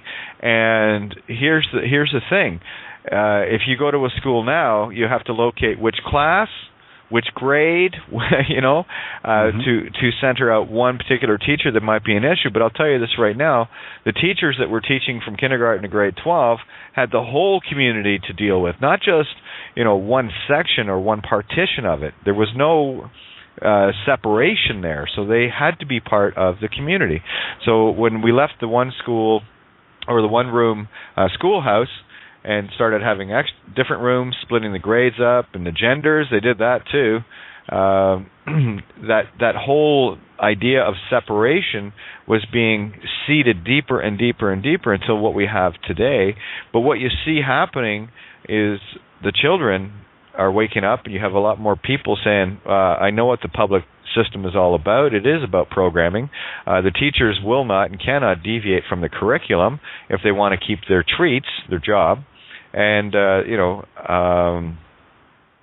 it's changing. And that's why it's so important. I really see a day coming soon where people are going to, midwifery is going to be a big thing again, where people are going to be having their babies at home and not registering them with the state, not giving them to the Catholic Church. They're going to start teaching their children at home and not caring. In fact, I met a fella here in this little town that I live in whose daughter, him and his wife teach all their children at home. And their daughter, but when she was 16, her daughter graduated from Nebraska State University down here. There's one of the schools in Nebraska, and she's not even 21, and she's already got a government job, and she just is blowing everybody's mind because of how intelligent she is, and she says that the whole reason she's this way is because she didn't have the disability of learning in a school. She was able to be taught at home by her parents. Yeah. And the curriculum that her mother and father used was from the McGuffey readers, and then the other things that they had to do in order to follow the state guidelines so that the child wouldn't be taken away from them by the state. And I was talking to the fellow, his name's Todd, and he says to me, if I had it to do over again, I wouldn't have had a birth certificate on any of my children. Yeah. Now, you bring up a key point with the midwifery. There was, I guess, Oregon. There's that Oregon coming up again, right? Yeah. That factors with me because that was the state in which the Gravity Falls series was set. That's the same state that The Postman was set in. These are all things that I followed on my trail. So anytime I see Oregon come up, and there's that Oregon come up in my game, I look for the clues that matter to me, and lo and behold, it was just announced in Oregon state law. What a joke! But anyway, look at the allegory. Don't get literal on me, guys. And people look what they're doing and right, missing it. What it does is it confirms. So I read the thing that says mothers are allowed to take their placenta home from the hospital now. Now, feel that out literally. Okay, got it? Good. Now, what does it mean allegorically? To me, it means that we've uncovered that level. We've uncovered that layer of the onion where, and Santo, you were in the call with me and Kurt, and where we were talking about placenta, and I saw it as an allegorical clue as to how we got contracted. Now, I'm only looking at how we got contracted spiritually, not physically. Physical's easy. It's all over the place here, right? The tough stuff to see is the spiritual side. So what I saw on the spiritual side of that was the diminished power of the contract that had us bound in the first place, the placenta and the DNA and the seal, the seventh seal being broken. Exactly. But you'll have people going, yeah, we won that one, and people would get all literal and take it like it is real. It's a movie, guys. It's a movie. You're in a movie. Okay? Nothing is real here. And nothing. Yeah, what is it? Nothing is real. Nothing to get something about, mad about. From Lucy in the Sky with Diamonds. Nothing to get hung about. Nothing to get hung about. And what was I playing the other night? I actually played it last night, too. A little bit of Lucy in the Sky with Diamonds. Picture yourself in a boat on a river with tangerine trees and marmalade skies. Somebody calls you. You answer quite slowly. Oh, the girl with kaleidoscope eyes. Spirit, lied.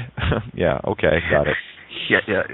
Mm-hmm. And one of the things that a lot of folks don't really realize, and that they don't really teach people, is that in the Native American traditions across this country with the indigenous folks, back in the day before they were conquered, what was one of the very first medicine bags that the child had? When you were born, your mother kept your umbilical cord and put that in a little basket with a placenta. Yes. That's right, and that was one of your first medicine bags. That has everything in it.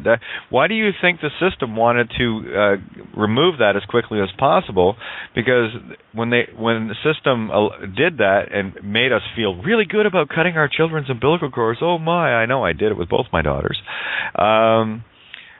yet at the same time, we are removing the child's ability and putting them at the mercy of the system. In terms of if the placenta isn't there to be diminished completely and fall off naturally, as in, let nature take its course. What we're doing is interfering with nature yet again and becoming an effect to somebody else's idea of what nature should be, instead of looking at and being a part of what nature really is. It is magnetic, it is electric. That is it. Yep. And look at what the magicians do. How it's the electromagnetism is how they used to do theirs. It's what they use to not only cast their spells but to see them through. Mm-hmm. And we have that power too. This is what creation is. And when you get those things into balance, Santa, you had mentioned that the two constellations, Cygnus and Pegasus, yeah? Yep. Well, Cygnus is the divine feminine. Pegasus can be deemed divine masculine. So let's look at it from that perspective and just go over that little part again, Santo, of where we're at and where Cygnus and Pegasus come into play. By the way, Pegasus is the Christ consciousness, the hippocampus, the seahorse, Poseidon, because Poseidon is one of Saturn's children. Yes, I thought so. And Cygnus being the trumpeter, swan, who signals the trumpet that collapses the walls of Jericho, and it's the divine feminine. Psi is spirit, right? Psi and Cygnus, or sign us, which is Psi, the spirit mind, in U, which is electrical masculine intent. S is divine feminine creation. So there it is. My spirit in the magnetic electric unified. Right. So go over that, if you could, again, Santo, and it actually helps me because I get to see the bigger picture when you describe it. What's that? The deacons of yes, Aquarius. Aquarius. Yeah. So we've got Cygnus, and we have Pisces, the fish, the southern fish, and Pegasus. So Pegasus is the white horse. Christ is the Savior, is always riding on a white horse. So, we've been told to in Revelation that the Christ would come riding on a white horse with a sword in his hand and victorious, etc. Well, it's basically just the higher principle, the higher mind, which is Prometheus or Perseus, and he is returning, and he would return one day. The first return has to do with the start of a sign, and the second return has to do with the end of a sign. So basically we can apply that to Pisces. When Jupiter Zeus came, was at the beginning of Pisces, 4 BCE. That's when Pisces began. And 2016 years is exactly an astrological month, a Platonic month, although consensus science tells us that 2,160 years. It's not. It's 2016 years. And this is all derived from the orbit of Uranus. 12 orbits of Uranus amount to 1,008 years, rounded off to 1,000 in the Bible. You see, the Lord of Heaven, to the Lord of Heaven, 1,000 years is as one day, and one day is as 1,000 years, vice versa. I mean, there's always this 1,000-year thing going on in the Bible. That's in reference to Uranus, because 12 orbits, 1,000 years. 24 orbits, 2,000 years, or more exactly 2,016 years. So it's not his son Kronos that is the real timekeeper. His orbits are 30 years or 29.5 years, but Uranus's are 84. And 84 is the magic number. It's all in 84. 84 is the 84 feet is the size of the obelisk in St. Peter's Square, the largest obelisk in Rome. And because it has to do with Uranus, the heavens. And so he's the ruler of Aquarius, and he's opposite Leo, the heart. So we've got the I will and the I know going on. You see, Aquarius knows, and Leo wills. So we're in a very, very powerful axis here. The one we left behind, Pisces Virgo, that was, I believe, and I serve, I guess you could say. You know, the Virgin, she's extending her hand in service.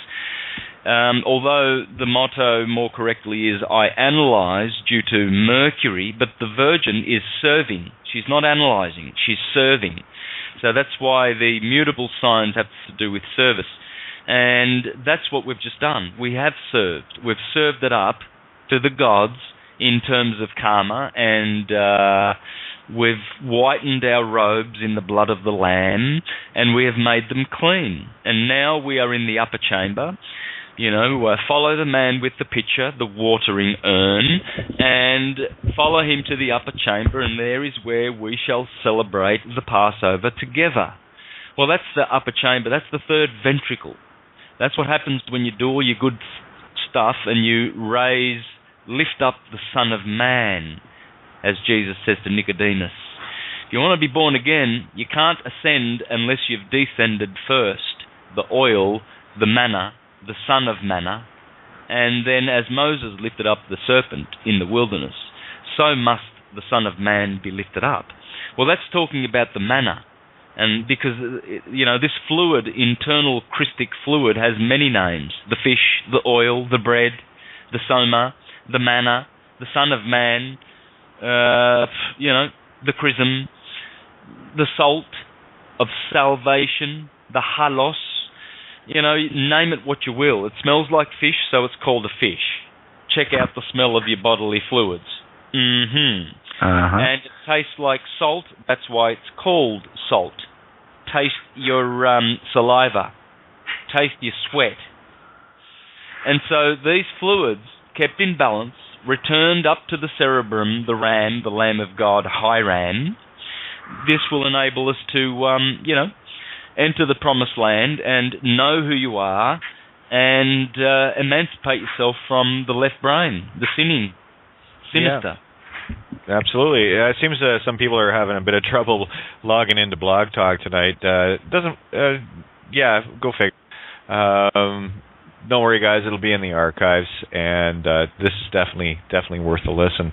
There was something you had said I wanted to elaborate on, Santo, and for the life of me, can't remember what it was. But there is so much that you can see once you escape the literal. Once you leave the epimetheus part of you behind.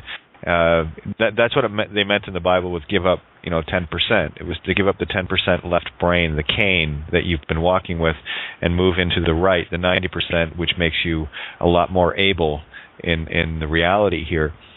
And once you start seeing these incredible synchronicities, the syncretism, it is syncretism.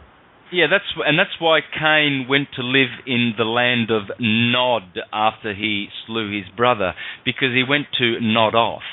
And the name that he bore on his head that God gave him so that he would be recognized and he wouldn't be killed is the legal name. It's the left brain, and it is the legal name, because anyone who carries such a thing, well, they're going to be picked off by the system.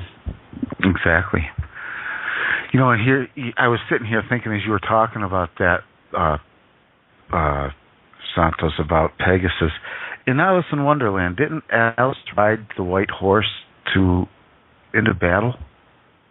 Yeah, they always ride the white horse. I remember what it was, Santo. What is the symbol for Capricorn? There are two. White horse.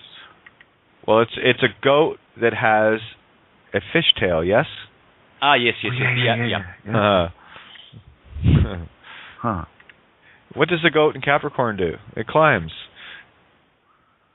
And we have to decide to climb out. That's why it is the rebirth, as in the sun, 25th. We have to climb out of the water to climb the mountain.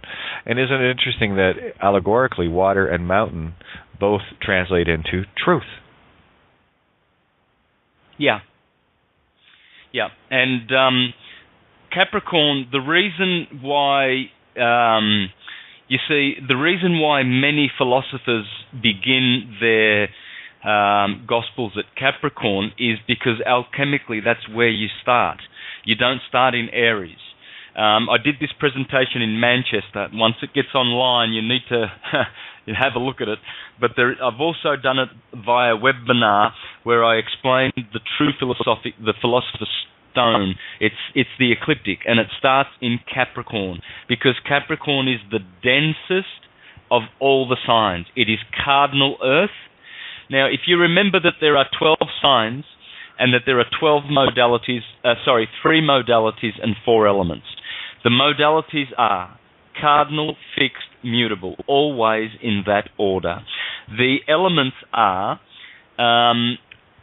if you start at the bottom, you start with the most solid, earth, and then you go upward, water, air, and fire at the top. And what happens is if you begin at Capricorn, you will end at Sagittarius, next door, where another bicorporeal creature exists, the centaur, only this time there's a human being over there. In Capricorn, where you start, you have a fish coming up out of the water. So you're coming up out of waters, a watery fish-like nature, to a land animal. And then by the time you end up with mutable fire, Sagittarius, so you start at cardinal earth at the bottom, and the last element is mutable fire, of course, Sagittarius, where St. Peter, Jupiter, dwells. And you see now this is the hero, the man coming up out of the beast. So Capricorn shows you where you come from, and Sagittarius shows you where you are now and going to. And so this is why Capricorn is the 10th sign, and Sagittarius is the 9th sign. The 9th sign is a spiritual, the ending sign, where you finish your journey. 10 is basically just another 1, where you begin. But what happens is, as you go up, you go through the elements. So you have to start with cardinal earth, then you go to Taurus, fixed earth, then you go to Virgo, mutable earth, and you've gone through 3 elements: lead, copper, and mercury in the earth element. Then you jump up to the water element and you start with cardinal water, Cancer. Then you go to fixed water, Scorpio. Then you go to mutable water, Pisces. And now you've just done the 3 elements of water. Then you do the same with air. You start at Libra, you go to Aquarius, and you go to Gemini. Then you start with cardinal fire, Aries, then fixed fire, Leo in the heart, and so now you're in the 11th sign, because now this is the 11th sign in the Philosopher's Stone, and you've gone from your lead and you've turned it into gold in Leo.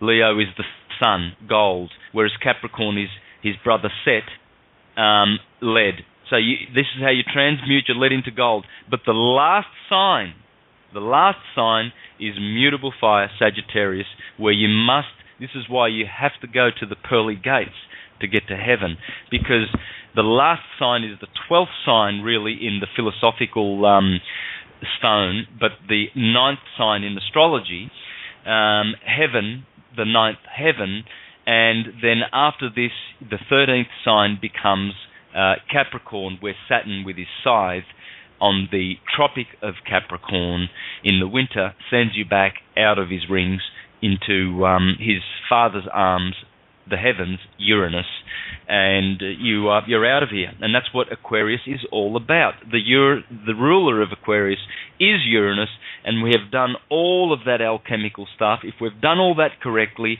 we will ascend into the higher mind, and we will know sovereignty and syncretism, as always was and always will be. And we are returned. The prodigal son has returned to his kingdom. Let's look at the goat again, right? What's the difference between a goat and a horse? Well, have a look at the hooves.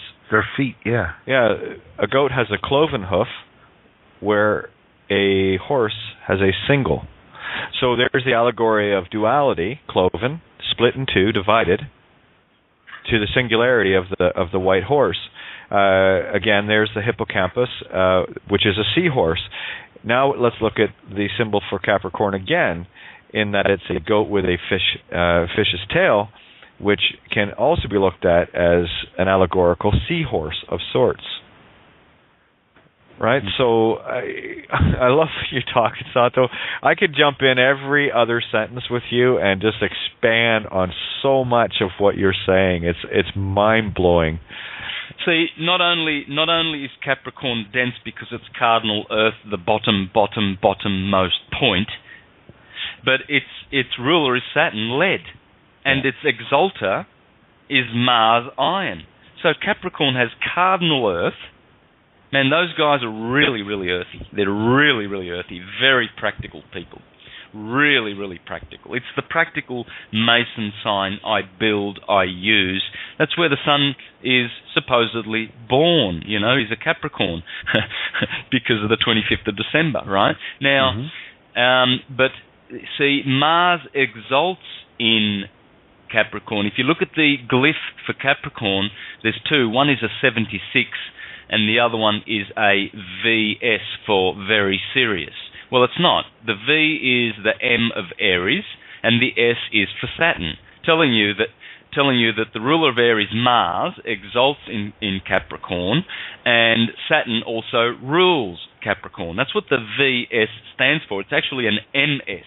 It's a stylized M, because, of course, V, M, N, W, A, these are all watery element signs. They all have to do with the elements, and they come from the Egyptian hieroglyph for water, which is seven, no less, waves of the ocean. Because if you put all the letters A, M, N, W, and V together, you will have all the 7 waves, all in a row. And it finishes with the 7. It's 7 little pyramids in a row. If you draw 7 waves, and the last one goes up to the top of the pyramid and stops, but does not go all the way back down again. The leg stops in the air, but you start with A, right? You do a capital A, and you continue, right, making 7 pyramids. That's all the element letters in the English alphabet. A, and in capital letters, right? A, M, N, W, and V. And they all have to do with the 5 elements: ether, air, water, fire, and earth. And that's it. And it all comes from light. This is why Abracadabra, the presentation I did with you about a month ago, Kate, is so important. Look at carbon. Carbon is just an anagram for cadabra, sorry, abra. It's actually cabra, the goat. Carbon. And carbon's number is 666, or at least the isotope, which is the most common, which is carbon-12. Carbon-12 is in reference to the 6 electrons and 6 protons. That would be Ra, and L, electron. Of course it's the elect, and we are the children of the elect. We are the children of electrons. Hello. And so what you've got is carbon is Ra. Ra is the 18th letter of the alphabet, hence carbon has 6 neutrons, 6 electrons, and 6 protons. 666, the mark of the beast. It's Ra. That's why in Hebrew, the word Ra means evil, the evil one, whereas in Egyptian, it is the sun god, whereas in Chaldea, it's called backwards, in the mirror, and that's where Abraham comes from, Abram, and it all has to do with carbon, the signature, earthy substance of the universe. The universe cannot be made without carbon crystals, period. That's it. And it's a Christ universe made by the Word of God, Christ. And the word is Abra, or carbon. If you're looking for L, that's hydrogen. So Ra and L are the elements, or they are the letters of the alphabet. L, the 12th, and Ra, the 18th. L is 6 plus 6, and Ra is 6 plus 6 plus 6. And both of those make up the mark of the beast, hydrogen and carbon. And also, in the hydrogen L component, we also have helium. Because, what is hydrogen made of? Well, isn't it one electron? And one electron, one proton. Hold that thought just for a second. We've got 7.5 minutes before we roll over here. So if anyone wants to jump in here, you can call in at 661-467-2401. When we roll over, the show, you cannot hear it unless you're on the board. So the number again is 661-467-2401. And for those listening on the Blog Talk page, you can refresh to call in to find the Skype button on the page to call in via Skype. And once you're on the board, you can hit 1 to put your hand up to let me know that you want in the call here. Great big thanks to Paul Giovanni. That's why this show was rated PG. But you got to be a good parent to guide yourself. All right. So thanks, Paul Giovanni at criticalmassradio.co.uk. Just a coincidence, by the way. Just look away. And of course, Ninja and Lisa and Rob, Ben, everybody, Sarah at Critical Mass Radio that does such a fine job. 1, creating this table to begin with. Thank you, Paul. And 2, for being there to keep it active and in all sorts of support roles, regardless whether they're frontline or not. It's irrelevant to me. Everyone has a role to play here. And, of course, the most important role to play are you guys out there at the table. If there's anything you can do in terms of intention, throw it at us as far as keeping the table up, which is no problem. It's in my movie permanently. And if you can help by subscribing or donating, that would be greatly appreciated as well. So that being said, you've got about 6 minutes exactly to call in, 661-467-2401, and we roll over in just under 6 minutes now.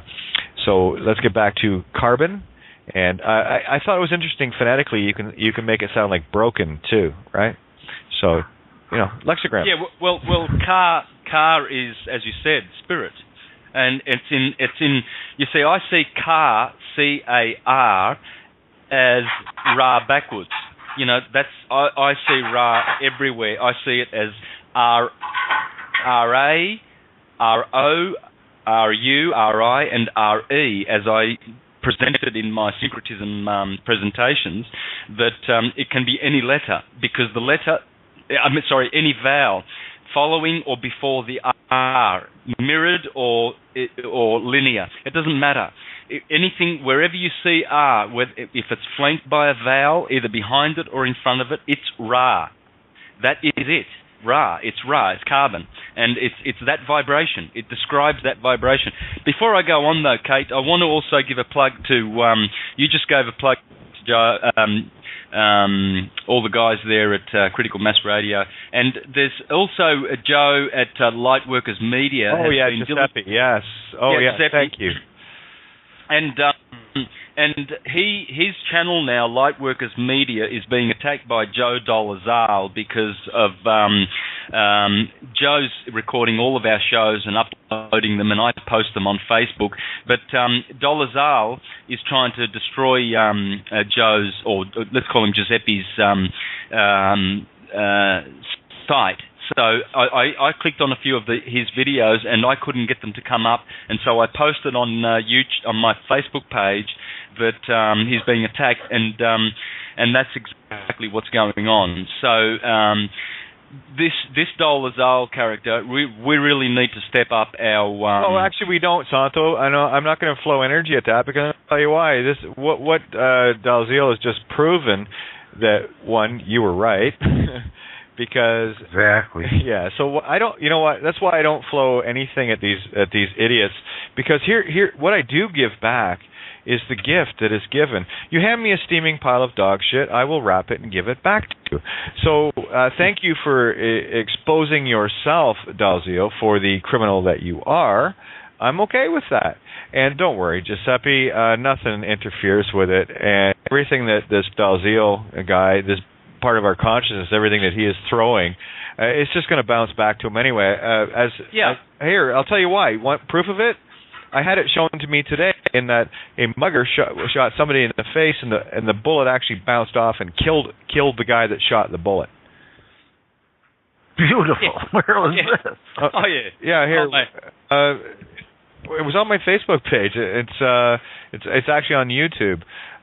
Here, see what I mean? This is why, guys, seriously, do not get polarized into enemy, ally.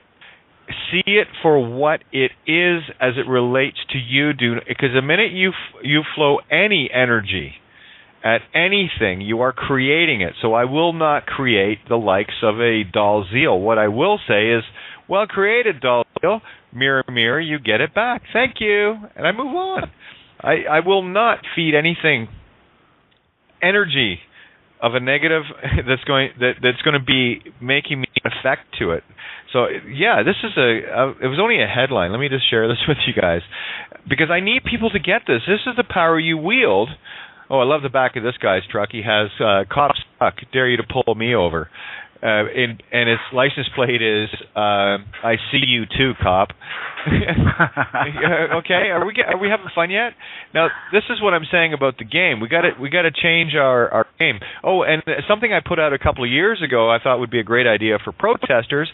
Don't stand there and chant and get all angry and have your signs and all the rest of it. I said, this is what I said: be silent and carry a mirror. Just go up very quietly to the riot-geared police and just hold the mirror up so they can see how stupid and silly they look in their roles. Okay, so almost there. Yeah, this is what I'm wanting to encourage about Dolezal. Do that. Exposure. Step up the exposure. Put the mirror up and so he can see how creepy he is.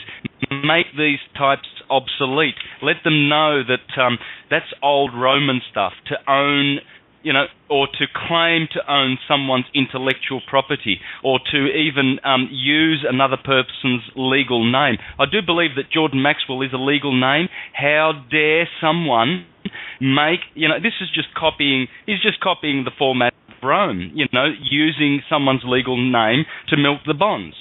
So, exposure of both the good and the evil, and, put the mirror in their faces. And here it is, and this is exactly what we're doing. This is why I don't see Dalziel as a threat to Lightworkers Media. I just see a bullet bouncing off.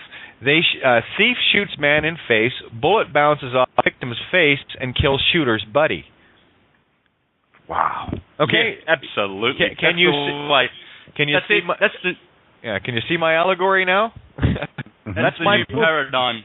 Yeah, that's my movie as I'm describing my movie, not as it relates to anybody else, but me from my experience. And what we're talking about right now is, guess what, Dalziel? The bullet's bouncing back. This is the confirmation of what I've already created in cause. I'm just seeing it come back as the effect. I'm looking at it as my causal effect, not from a literal standpoint. You could take that crazy, boy, that's really freaky, man. You can get all literal with it, but I look at it from the spiritual side. So it looks like, yes, what I have been manifesting in my causal state is actually manifesting in the physical, as above, so below. That which you create in contract spiritually, shows up in the effect physically. So we got to stop being at effect to the effects. I don't get angry at someone stealing someone else's copyrighted material, because quite frankly, if you think you own it and somebody and you're claiming someone stole it from you, you're as fucking stuck as the guy that stole it. So their parties to me are equally ignorant and still stuck in the matrix. So I don't get involved with it. In the Book of Eli movie, Denzel's Washington character is looking down, and there's a couple of people getting attacked by a biker gang, and this guy is quite brilliant for any of those. The character that have seen the movie, he could have went down quite easily and taken care of these guys. But what the allegory was saying is, you cannot be the savior of those. And what he kept saying to himself was, stay to the path. It is not your concern. Stay the path. It is not your concern. Stay, and that's what he kept saying to himself. And what that is, what it told me is confirming me as what I keep telling people: stay the course. Do not be distracted. Do not get caught in somebody else's illusions.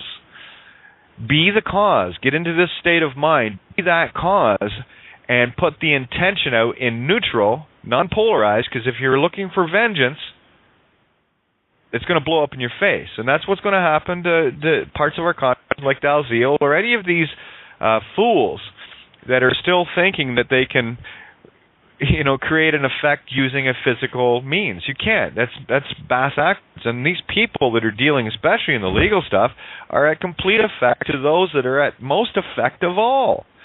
So they're claiming to be enlightened and awakened and this and the other. That's a free man mentality, right? But they're still thinking they have to follow. They got to put their hand up to go pee. I go if I have to. That's it. I'm God. I have no rules. I just create cause. That's what a true creator is. And what we're doing at this table is co-creating this now. And I get to see the beautiful effects every single day. This is what we're doing. This is why this table is the cutting-edge table on this planet, in this universe. I know that because I see the effects that we are all co-creating, and it's friggin' awesome. Neat, eh? So what do you think would be a really neat cause without vengeance? Because you got to remember, people like Dalziel, and I dare say, and I'll go in the mirror of someone claiming property. See, this is a really fine line to walk here because it creates such an emotional thing because we get emotionally attached to it. So what I've had to do is cut all of those emotional attachments, and it's not like I don't respect other points of my consciousness, but I'm not going to get dazzled by the movie any longer. I don't care what the name of the being is. What I am going to look at is how it is pertinent and relevant only to me because I am God. I'm the only one that is aware of consciousness, just like you are. I'm just an actress in your movie. To everyone outside listening right now, I am a figment of your movie's imagination from your God point. You're God. You are the one. You are the only point of consciousness. Once you adapt that and adopt that into your way of thinking, then the whole thing becomes a movie, and you start seeing how you are manipulating your movie. And you will never see it until you get there. I promise you. I know, because it took me quite a while. And I have to tell you, one of the most, if not the most profound thing that came to me was that viewpoint, that I am the only point of consciousness I'm aware of. So I have to adapt myself in my creation as I talk with the rest of me. You guys at the table and anyone else out in my movie. They're all creations and reflections of me as we experience ourself collectively.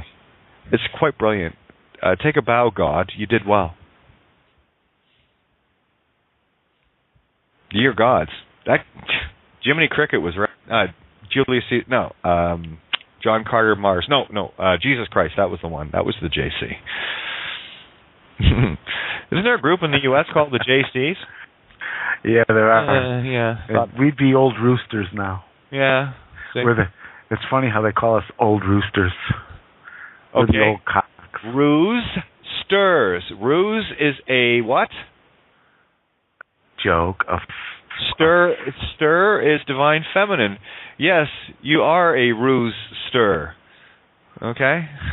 And what is a rooster also called? It's also called a cock. And isn't it funny how it's both? And what did people go out last night and do? They went out drinking and had cocktails. It's amazing. You'll see masculine, feminine, and everything. The magnetic electric. It is equal and opposite. It has to be. That's the only way a duality can exist because it must exist in all things, or it doesn't exist at all. Not in the physical, anyway. All things in the physical are the net result of duality. Masculine, feminine. Create a void with intent to create within it. And you cannot have anything physical without both attributes in it. You can call it carbon, you can call it aluminium, you can call it gold, you can call it lead, you can call it water, you can call it earth, you can call it anything, but it has to contain magnetic electric. It has to contain me. Kate, did you get my message? Which one? Oh, here. Oh no, I haven't been checking. Let me see what we got. Pull in Cindy Lieberman. I can pull her in. Yeah, sorry. Yeah, just holler at me because typing to me is kind of a waste here. Yeah, I'm trying to find out who else wants. I'm kind of scoping the rooms and stuff to see who else. Trace wants in, so I'm going to bring Trace in. I got Cindy in. Hello, Cindy. Nice picture. That's a cute one. Thank you. I love your hair. What'd you do? I just didn't straighten it. Oh, it looks great. Yeah, see, I get the ringlet thing going on too. It's not very good for a contractor in the boy mode, but great for me now.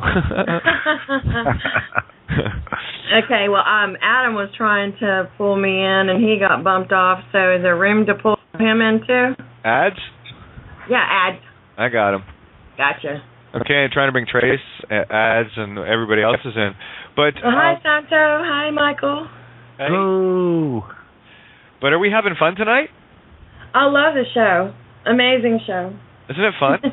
Yes, indeed. And it had to happen exactly as Santo gave us the roadmap to see it. Of course. Right? This is how we do it together. It's like, you got navigators, you got communicators, you got, so this is... You got advertisers and all kinds of, we all do it together, Mm-hmm. It's awesome. I think so, but that's just me. Excellent. Happy New Year. Happy New Reality, indeed. New reality. New beginnings, yes. Well, look, we went through our Capricorn Crucifixion, right? Solstice through, so that would be the end of Sag into Capricorn.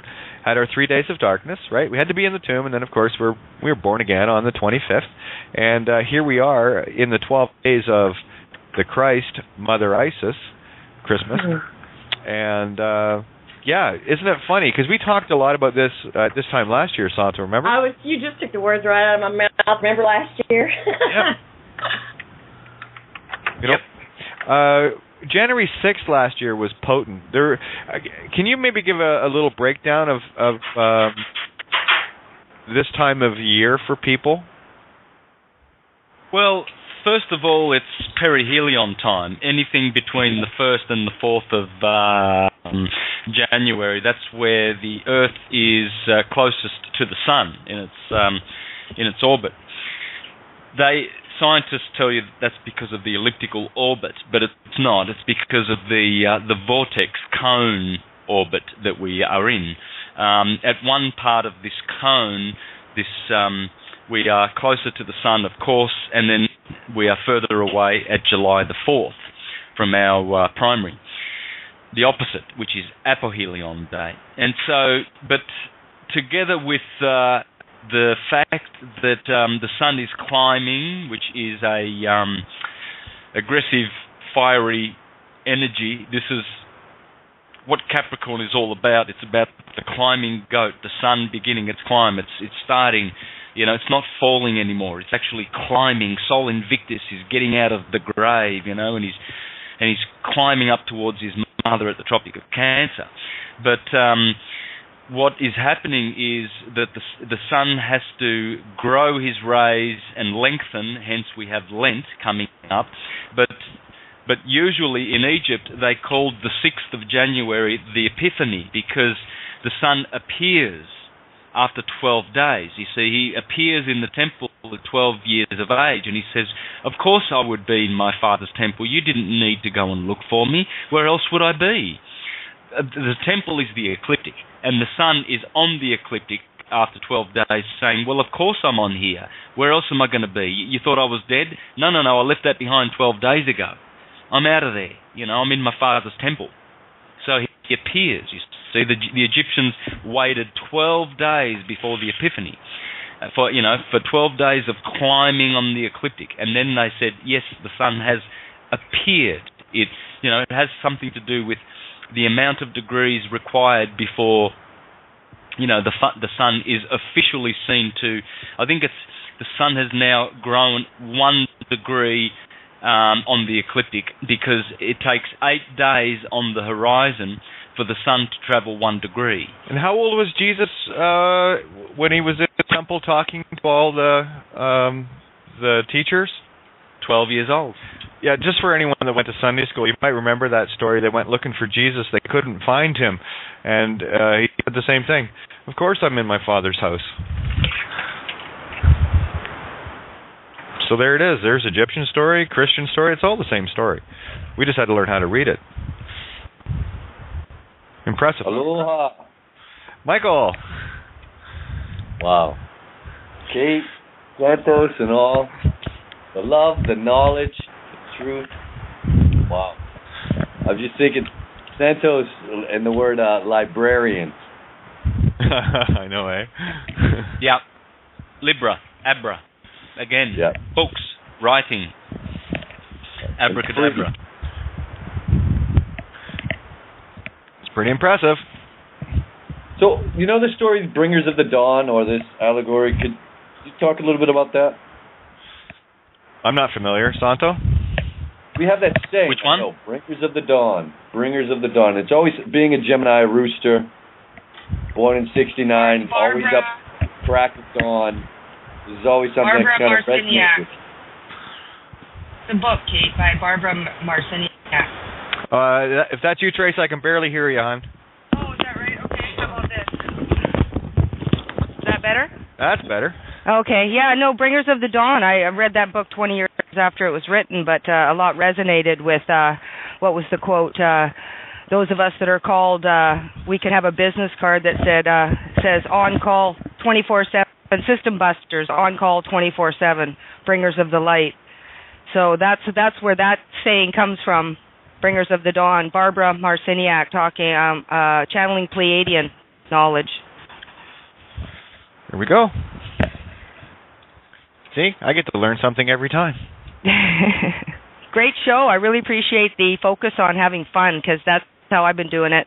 You're getting the joke, though, right? I'm getting the joke. I got the joke. Yeah, boy, a good one, huh?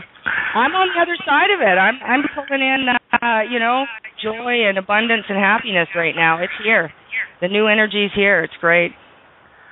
I had some amazing sun gazing just a little while ago, right before the show started. What are the odds of that? Apparently pretty good. Yeah. You're lucky to have been able to do that. It's been so cloudy here today that I haven't. The sunrise. I was able to see that, but that was Hi, it. Michael. Hi, Trace. How you doing? I'm good. Hey, you can still get out there on Earth, though, and take your shoes off, and yeah. Oh yeah, I did. Yep. Yeah, it's great. I had a double gaze today. It was a little chilly, though. Yeah, it was 18 degrees this morning, and I'm out there in my bare feet watching the sun come up. That's 18 Fahrenheit for those that are of Celsius. Yeah, just to let you know, that's well below freezing. Well, below freezing? Yeah. Below freezing. Be around the same as it was here. It's supposed to be, they're saying -7 here today, but it feels more like -20 personally. There's y'all can keep that up there. Yeah, I know. It's a serious bite in the air. Light dusting of snow, and like I said, I'm back outside again. I've got one of those outdoor fire things going. So it seems like the older I get, the less I enjoy the cold and the snow. I remember when I was a little boy, I used to wait for the snow and love it, and just want to go play hockey and go ice skating and go sled riding. Allegorically, we are just spiritually tired of the spiritual winter. This is where we have to get to. We've had enough. New spring, new summer. Let's play. Yeah, right. Woo-hoo. Michael, I have to tell you, you sound 200 times better than the last time we spoke. You sound amazing. I feel so much better. I'm so glad. It's been a long, hard row. row your boat, baby. Looks like you sowed your seeds too while you were at it. They zippered me up. Well, there you go. Well, you're just kind of hanging on to that meat stick long enough to get the message out, so we can all have a good laugh and just go boop. It's a new movie. Well, when I look at the scar, I thought they were going to cut that bad boy off too. There you go. Because they stopped right at it, and I'm like, wow. like, man, I'm glad he had a steady hand. Poor thing, I tell you what. Because I'm not. Michael's just a show off. I wasn't quite ready to give it up, man. No, you're just showing off now. Yeah. Look how many times I can do this and get away with it. Okay, we get it. It's good. Stop now. We're good. Let's just keep with the show, shall we? So, all right. Okay. I think those are terms we can go into contract with, yeah? Exactly. I get it. Good one, Michael. Man. You're just showing everybody that the infallible nature of spirit. Thank you for that. See, you bring a great allegory. Well, I am going to be signing off, though, because my dinner is coming out of the oven as we speak. Well, there you go. And absolutely wonderful, Michael, to have you. And I will be back tomorrow. Yes, you will. The same bat time, same bat station. There you go. You know where to find us, and by all means, this is, the more of us that gather at this table and share the stuff that we're sharing is in my movie, I know what it's doing. It's having an incredibly profound effect. I know because I watch it, and that's why I love everyone sitting at this table, and we all sit here equally. So well, we'll catch you. And I like the way that you gave me my countdown, because I was like all day long waiting, and I'm looking and looking. I keep looking, and then I hear the the little Skypes on the or whatever it does, the little swish it makes. Give you the heads up. Yeah, and there it is. I'm like, all right, Kate, thanks. Don't worry, I won't forget you. Okay, beautiful. And I'll all right, see you all. Go eat, and much love to you and everyone there, and we'll catch love you all, and I'll see you tomorrow night. See you tomorrow night. Much God love. bless you all. Night. Night. Yeah. Good night, Bye. Michael. Bye, Michael. All right, well, let's get these lines open here, guys. Sorry, I've been very tardy in getting the lines open, but let's now. Okay, here's something, and I'm going to change the script of my movie, because I do call-outs for people, and there's all this silence, and then usually just before we're ready to roll off the show, everyone wants to talk, and everyone wants to get involved, and let's do it backwards. Let's get involved now, and then have a nice quiet rollout instead of the other way around. We got 3 minutes, so let's chit-chat. All the mics are open. Whoever jumps in is in. Hi, Kate. Hey, Colleen. There you go. See, that's how. Colleen. Hey, I Colleen. jumped right in. Hi, everyone. Hey, Cindy. Glad you're on. Hi, Tracy. Hey, Santos. Hi, Michael. Hi. Bye, Michael. Hi, Colleen. Was that Randy? That was Randy. Hey, Randy. Yes, lovely, with me. I made some wonderful, in honor of Colorado, USA. I made God. some wonderful marijuana brownies, and I'm very happy now. Part of a drive-by truthing. Wow. We missed that. Hey, I just wanted to, there's a couple things that, you were talking about the Bringers of the Dawn or the Light with Barbara Marciniak, and one of my favorite quotes, oh my gosh, for 20 years is, everything changes when you start to emit your own frequency rather than absorbing the frequencies around you.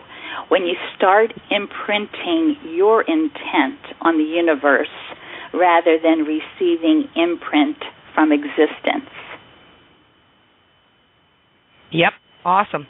Yeah, that's exactly it. That's cause that's versus what you're effect. talking about tonight. Yes. Yeah. Right on. That's what I meant was yes. Yes. Yeah, she's incredible, Barbara Marciniak.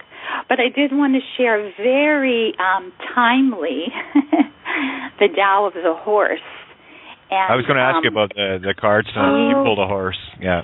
Yes, I did. It's not too long, so I mean, there's no. still I knew. time. Yeah, it's fine. I knew it was coming. It was in my script. That's why I thought of it. So go ahead. Wow. And you just said there's time, and the card I pulled was number 24, Kairos. And Kairos. Kairos. Kairs, and in Wikipedia, Kairos means opportune moment or supreme moment, and that's really what we're in, is the supreme moment right now. it's already changed. It's might just be, waking. Yeah. I was going to say it might be why Rome claimed the key role. What's that symbol called quickly, Santo? Labarum. Labra. Yeah. So there we go. Tying another one together. Keep going, Colleen. Okay, so Kairos. Timing, opportunity, moments infused with meaning and choice. Emerging from a rainbow-colored mist, a powerful horse approaches. Can you grab hold of his mane and leap onto his back before he moves beyond reach? It happens in a split second. The gift. When you're sensitive to timing, great strides are made with minimal effort. The challenge.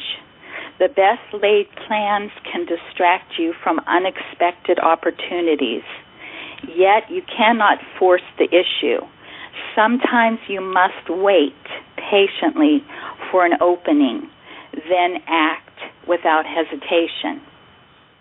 The ancient Greeks had two concepts of time. Chronos, linear time, was measured by clocks, calendars, and date books. Kairos, on the other hand, was more elusive. The youngest child of Zeus, Kairos, was sometimes depicted with winged feet alighting precariously on a sphere. That great old storyteller Aesop had him balancing on the razor's edge, bald but with a lock of hair on his forehead. If you grasp him from the front, you might be able to hold him, but once he has moved on, not even Jupiter himself can pull him back. This is a symbol of tempest, Kairos, the brief moment in which things are possible. While this agile Greek god was depicted as a handsome young man, the equestrian arts thrive on Kairos moments. Am I on? It takes tremendous skill. Okay, thank you. It takes tremendous skill to balance on a powerful, at times fast-moving horse, leaping over obstacles, coordinating your own body to cue complex movements in that split-second window of time the animal needs to process and to execute your request. Sometimes called horse time, and it's interesting because this is the year of the horse, Kairos moments also occur when you let go of human agendas and cultivate responsiveness. In Nicholas Evans' 1995 novel, The Horse Whisperer, the main character kneels down in a field with his traumatized subject, waiting patiently an entire afternoon before the horse slowly walks over to him and nuzzles his shoulder. The relationship improves exponentially. Loading a colt onto a trailer for the first time is yet another case where patience is a virtue. If you're willing to devote 2 hours to the project, the youngster may very well walk on in 2 minutes. If you pressure him to leap right up there, it might take you all day. Arguably, the most difficult skill to teach in horse training, timing is also a major factor in human relationships. Noticing when someone is receptive and acting before the moment passes involves equal parts self-control, discernment, grace, and abandon. The artful timing of that first kiss is a classic example. How do you sense when your date is ready? If you miss an invitation, you seem disinterested. If you grab this person too soon, you get slapped. The future of a long-term liaison can hinge on this one crucial exchange. Sometimes you can't quite muster the courage to act when the first Kairos moment comes your way, and so you must wait for another opening or suffer the consequences. Let's say a couple of colleagues feel that you've dropped the ball on a project, causing them extra work. They plan incessantly what they're going to say for days, yet miss numerous opportunities to communicate during the staff meeting itself. Finally, as everyone's packing up and heading for home, you feel a sudden surge of desperation in the room. and these two friends who seem sedate yet preoccupied all afternoon awkwardly confront you at the door. What might have been a minor glitch in your day suddenly turns into hurtful exchange. Now all of a sudden something that could have been handled constructively because a long-term point of contention, simply because these people didn't have the nerve to speak when the opportunity arose, nor did they have the self-control and fortitude to wait for the next most appropriate moment. It's another paragraph. Here we open a whole new can of temporal worms, because people in conflict are notoriously out of sync. The next day your colleagues apologize, but you're not ready to forgive. So you feel even less motivated to collaborate with them. And they end up amassing more evidence that you're not as committed to the project as they are. And so the cycle continues. You feel betrayed by them. They don't trust you. Productivity drops. In the office, gossip mill heats up as others can't help but take sides. After a while, your supervisor can't decipher who started it or who's at fault. The simple truth of the matter is that both sides failed to grasp those kairos moments when greater understanding could have been achieved. Luckily, horses don't hold grudges when you miss the proper timing of a request and get a lower score on your dressage tests as a result. These animals live in Kairos time, always open to the next meaningful opportunity for harmony and communication without holding on to what could have been. Every once in a while, when your timing is just right, the two of you hit the zone where time seems to disappear altogether, and you're riding in a heightened state of awareness, that sacred time where you suddenly feel in sync with the universe, where the reward becomes much more profound than a trophy or a blue ribbon. It may last for a minute or an hour, but the elation is indescribable. Wow. Colleen. Yes. Cindy. Hello. How are you doing? I'm good. That's wonderful. What you just read, the one thing that stuck out the most to me was where you mentioned loading a foal onto the trailer. As a horse trainer, horses move into pressure. So if you push a horse, they're going to back into you. It is a survival mechanism, and it's basically within all land-dwelling herbivores. And when a predator comes to attack them from behind, if something bites into their flesh, they push their weight against it instead of ripping away from it. So just the fact that if you push somebody, it really does work with humans too. Yeah, I mean, what backfires. What happens to most people is if they feel a bit of pressure, they tear away from it, and that's the Scylla effect of having part of your ship ripped apart. So one of the things that kept me on my path was as soon as I felt any resistance towards doing something, I pushed into it, and that's how I overcame it. That's how. Any fear that I've had to do that. I've had to push into it in order to basically make it succumb. In a game of duality, there is always a victor and a victim. Now, in our society, the way we've been conditioned into the victim status. I haven't got a job, so I have to go and get some benefits.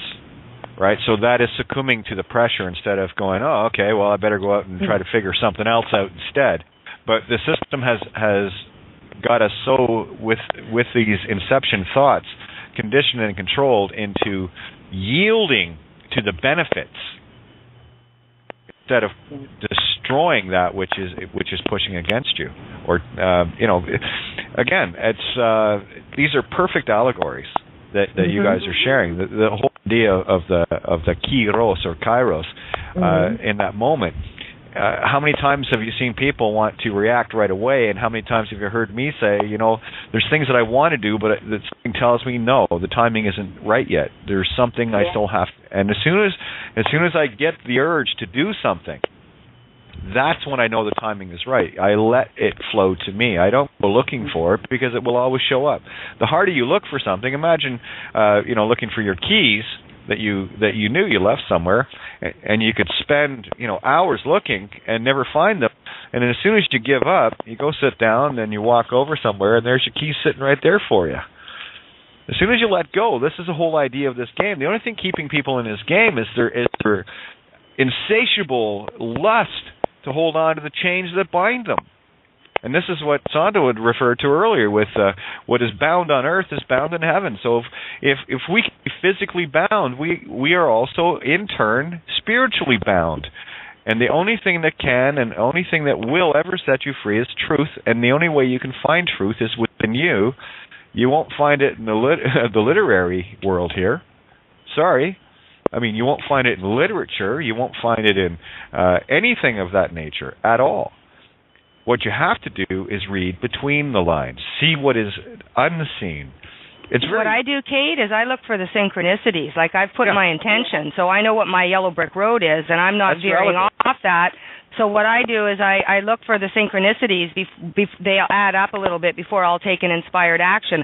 I might have something on my path. It gets my attention, but I have to have that inspired, from the heart, like maybe 2 or 3 synchronicities, and I know that's my path, and I'll take the action. Before I take any ego reaction, I wait for heart-inspired action. That's the only way you can play the game. And those that are trapped in the mind have lost the vast majority of their ability to think, because the true thinking comes intuitively from the heart, which is directly connected to the right. That's your center sun. Direct source, direct current. That's what I like to say. Direct current. DC. Alt as opposed to AC. Yeah. Yeah, and the direct current, of course, is Washington direct current, and why all the corporations and all the spiritual contracts that we agree to in the physical are centered there. District of Columbia. Who was Columbia? Santo? That's a good one. Well, Columbia is the dove. The dove is David. David is division or divinity, but basically polarity, duality, division. And hiding in the name David is the name Eve. And, of course, Eve is in reference to Venus. David is in reference to Saturn. So, again, you've got your Venus-Saturn thing going on here. David is Saturn. His little hex is basically the symbol of sex, really. The star of David. It's not really a hex. It's actually got 8 points because it's 2 tetrahedrons, really. But it's 2 tetrahedrons merging into each other, male and feminine, male from on top and feminine from below. It's the spirit and matter, etc., etc. And basically, it's just telling the story of the atom. The proton in the middle and the electron, L, the elect, running around. I don't know where it is. Okay, one sec. All right. Mental note: when I open your mic's open. Sorry about that, Santo. Go ahead. No, that's right. I think I'm about done anyway. But that's it. Yep. Yeah. So and all girls know this. And why I call top. It's way more fun on top. It should be. Just saying. I wanted to say one more thing too about since Colleen was reading about the horse, and this does go hand in hand. I actually happened to train under a man named Bob Hooker, who was taught by Monty Roberts, the real horse whisperer that they made. They made the movie about him, but it was more of a love story than anything.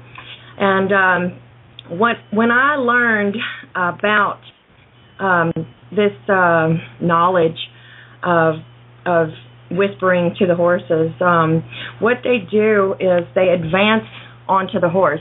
They take the position of the mother mare. Monty Roberts was colorblind, and he would go out. His father was a very abusive man, and they did this Mustang Roundup in California.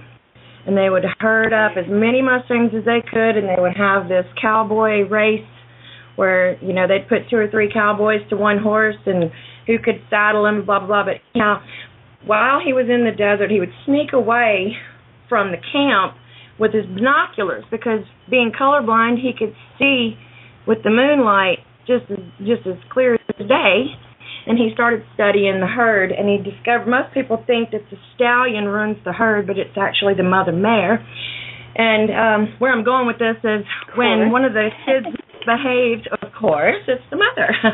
When one of the kids, let's say one of the yearling foals is picking on one of the brand new babies, Mother Mare gets pissed and she'll run that yearling foal out, cast him out of the herd. Solitude is a death sentence to a herded animal, and they forever trying to get back in the herd. But when it comes to where I'm going with this is the hunted and the hunter. So horses, when something is advancing on them, they will run away. And they'll run away till they get to a safe distance, and then they circle back around and hunt what's hunting them. So it just seemed like it fit here. Well, there's perfectly, because there's the system in a nutshell, and the whole idea and there's of the legal timing also. The legal name. The timing of the horse. Yeah. The timing of the horse going out and then knowing when to circle around and come back. Okay. Just to finish the thought there, because I want to show the complete allegory of the system. No, it's fine. It's fine. The system separates us, the foals, from the herd. Mm-hmm. Each and every one of us, every legal name is a separation from the completeness of humanity. Exactly. Yes, indeed.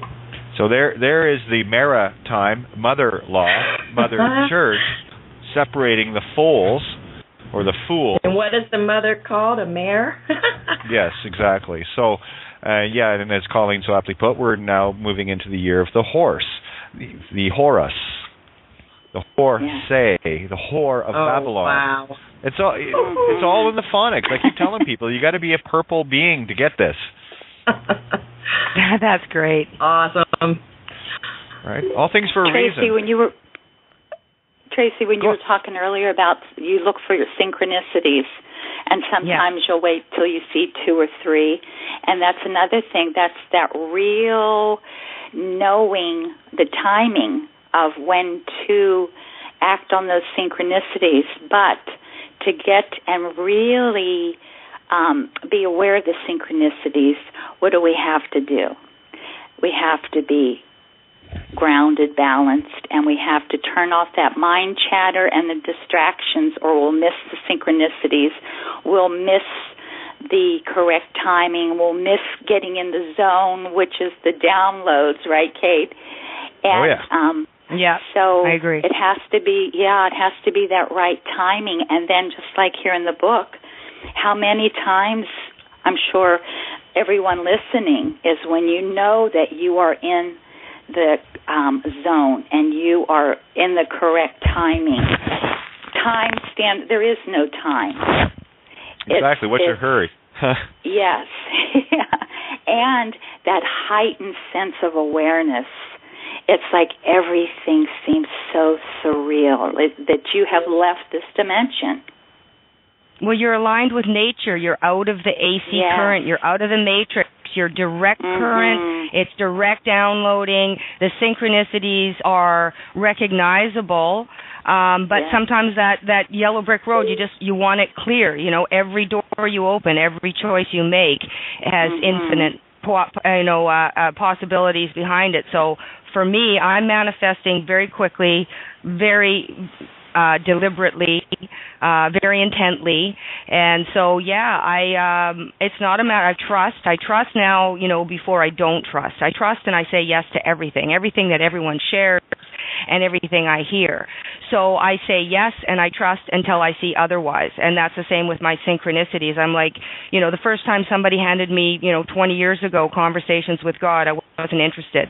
The second time, I was a little intrigued. The third time, I'm supposed to read it. That's how it works for me. Yep, I agree. You know, and this table, I got to tell you, if there's one standard thing about this table, is the only thing I'm really concerned with is showing people how to find the yellow brick road.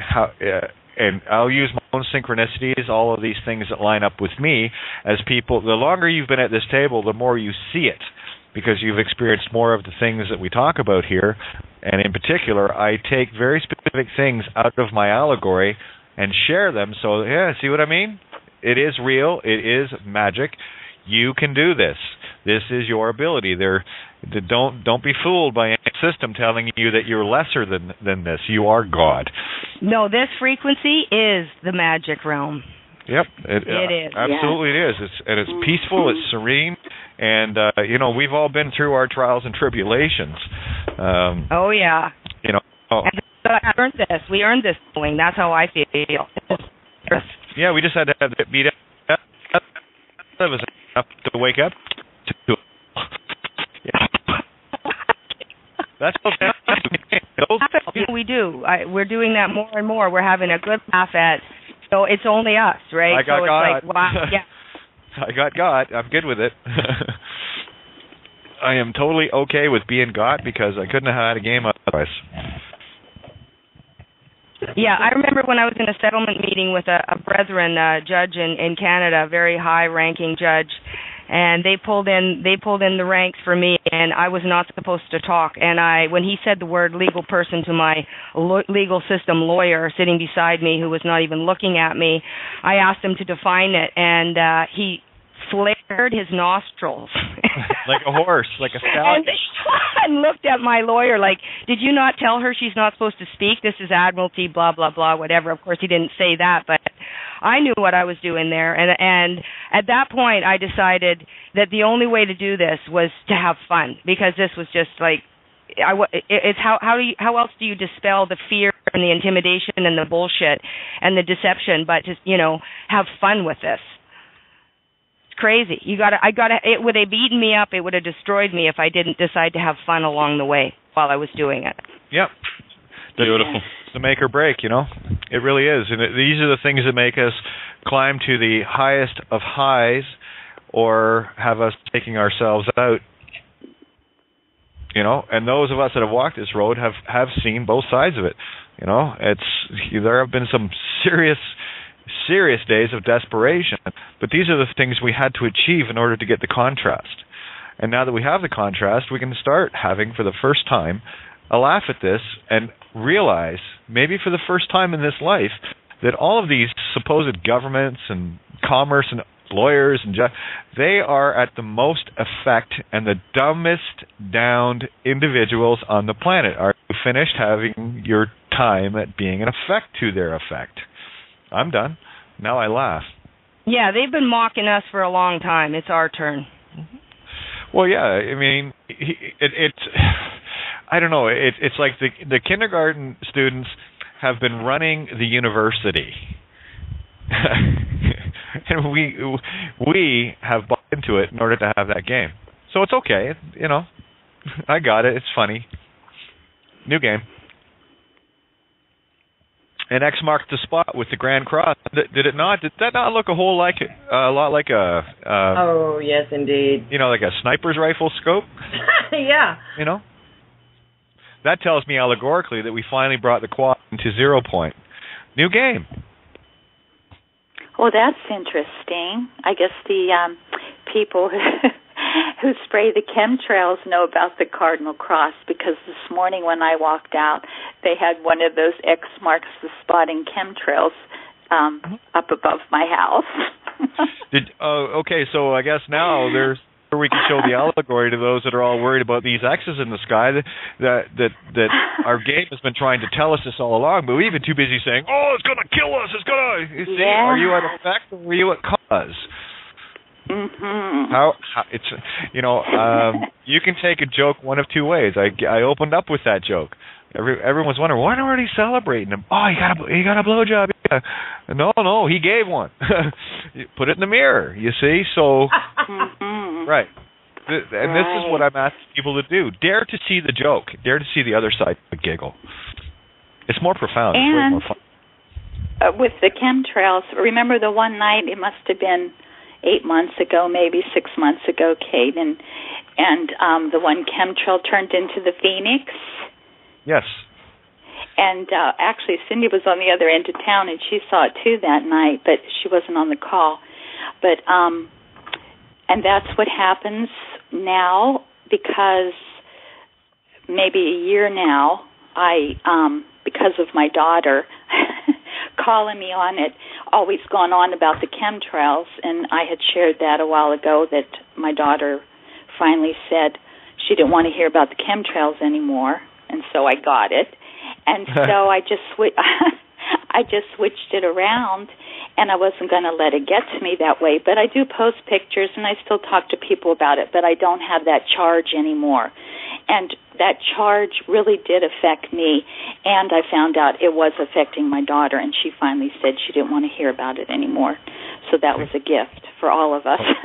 Totally it was. But my point is that many times I go out there and I see them, and I just laugh now, the chemtrails, and they turn into sylphs. I talk to them, I send love, and, I mean, who are we? You change your intention. Yes. You know, we're connected. We are the elements, and we're connected to, you know, the elementals, and, you know, and it's just like when you can, you know, bust clouds or change forms of the clouds, you know? It's who we are. Well, we've got a few minutes, and I want to bring Santo in on this point. LM and Ls. LM, lumen, and mind, Ls. Do we need to really... Do I got to keep pointing out the phonics and things? Santo, now there's a description of LM and Ls. What would be your take on that now? How would you decipher that now?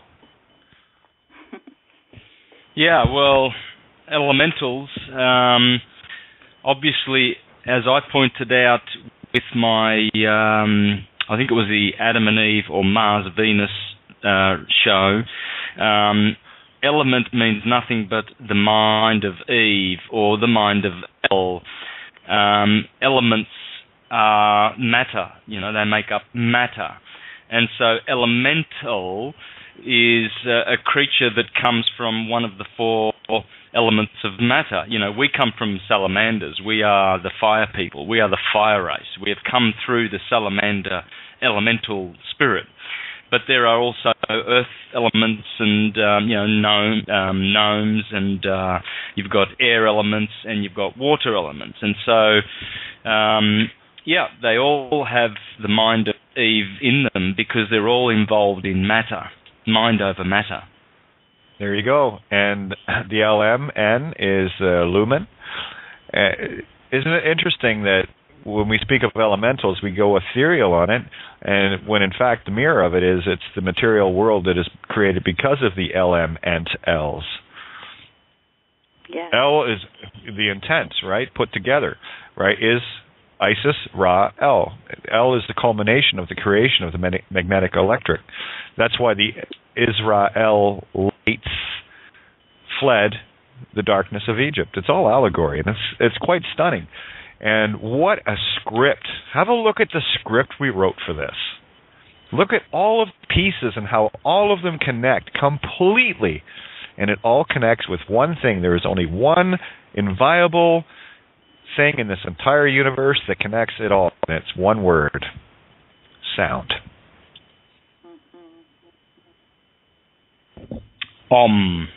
Abra. Yes. Lumen. Vibration. Abracadabra.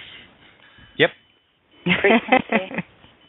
Yep. Vibration, which comes from verb, which comes from logos, which is sound, cymatics. Vibration. Love.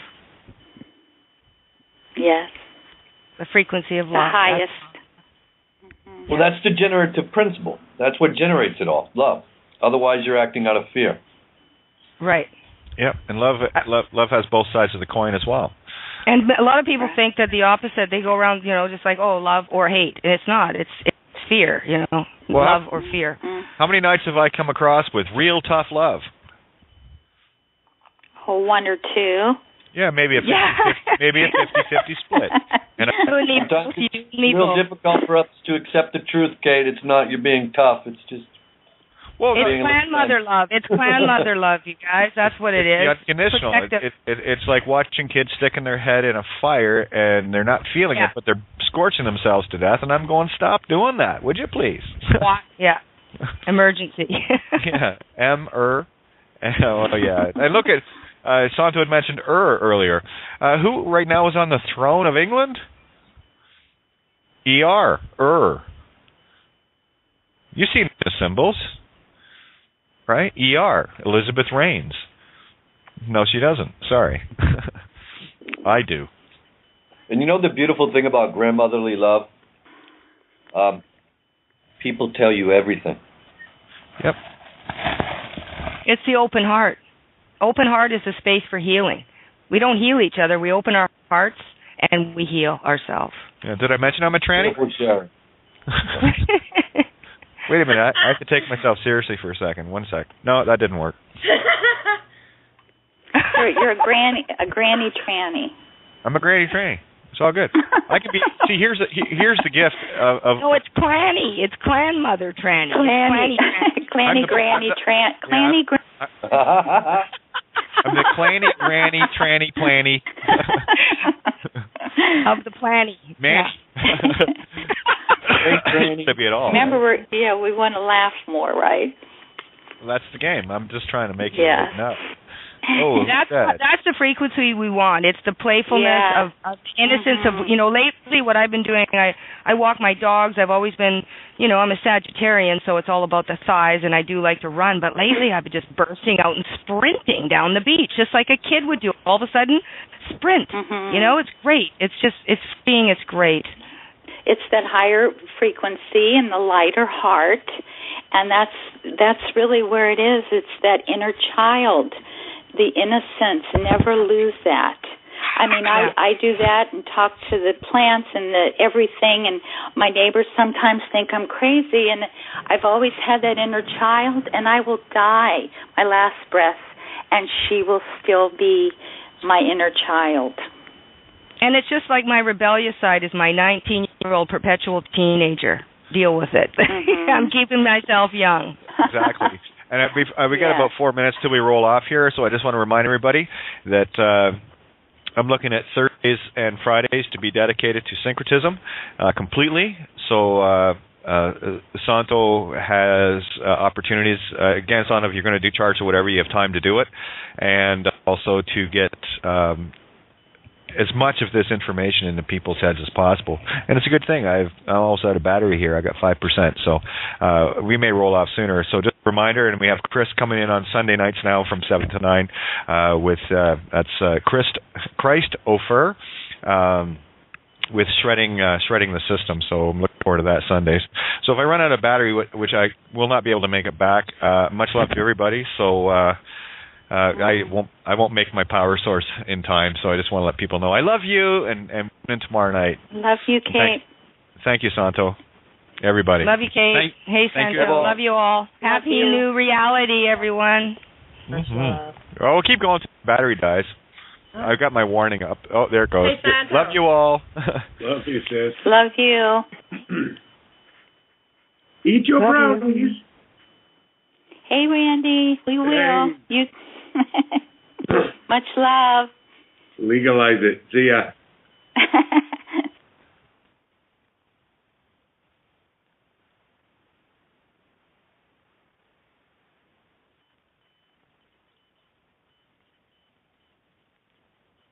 And we get so engulfed in our own joke, in the literal reality.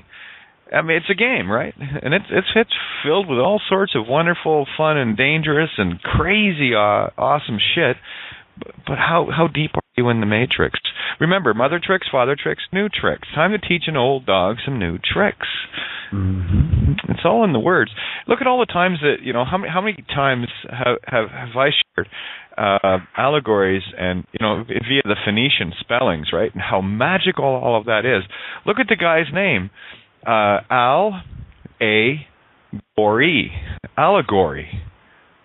You know the guy that was doing the global warming shit? Yeah. Trying to sell you on another part of the joke. And there we are, exposing it to ourselves. So let's play a game for a second. Let's divide ourselves into two, which we've done. And the game here is to play a trick on ourself from our other perspective, the mirror opposite, to see if we'll fall for it. We take turns at this. You got me on that one. You remember that time when? That was a good one. Oh my God! And then, so that's kind of how I see everything anyway. That's why for me it's all drama. And when people get so trapped in the literal, all I'm seeing is someone that's really caught in a joke, and we've left ourselves all sorts of clues, like crazy, awesome clues. I mean, we let them be for signs. Does that sound familiar to you, Santo? Let them be for the signs. Yeah, absolutely. The signposts are everywhere. People are just unconscious. Then, hence, they don't see anything. They miss it all. They miss it all. The knowledge of astrology, astrotheology, the ecliptic, the stars, alchemy. It's the only way to be able to see it all. Syncretism. Right. That's it. That's the answer. So now that we have the science, we have the means to look at it, we can start looking at things from a completely different perspective, from an allegorical, metaphorical, metaphysics, metaphysical, metaphorical, for I call, the number 4, foe, Ra, the enemy of the light. It's all there, and I'm losing count with the number of times I repeat things over and over, and people are starting to catch on. They're starting to go, I'm starting to see the joke. I'm starting to see the practical joke that we've played on ourselves. I tell you, every time you're going to be in bliss is when you're doing what? Laughing your fool head off at some comedian or whatever. And I'll tell you, what makes a joke perfect, I'll tell you, why we laugh is very simply because we have an absolutely sudden realization of the truth in the mirror. You know how someone will tell a joke and it goes in an opposite direction than you were expecting? Let me give you an example. I'll share a joke. This is one that made me howl. And it's a bit of fun, so bear with me, guys. This is kind of a let loose table. So here's a little joke for you. So this guy walks into a bar, and he's just jumping up and down. He's totally excited. He's like, "Wow, this is great! This is awesome!" And he goes, "Bartender, line me up 12 shots of your finest." Right? So the bartender lines up 12 shots of his finest, and this guy starts knocking them back. And he goes, "Why the shot?" He says, "Well, I'm celebrating." The guy says, "Whoa, excellent. Well, what are you celebrating?" "I'm celebrating my first blowjob." And the bartender gets all excited, right? He says, "Oh, fuck, right on, man, right on. Let me buy you one." He says, "Nah, don't worry about it. If 12 don't get rid of the taste in my mouth, nothing will." Oh. Get it? Yeah. Okay. This is what I'm talking about. Right? Right. See, that's the sudden realization of the opposite truth you were expecting. Because in a literal sense, I kept you right to the very punchline. And we're at the punchline right now. We hit it with the Grand Cross. Get the joke yet, everybody?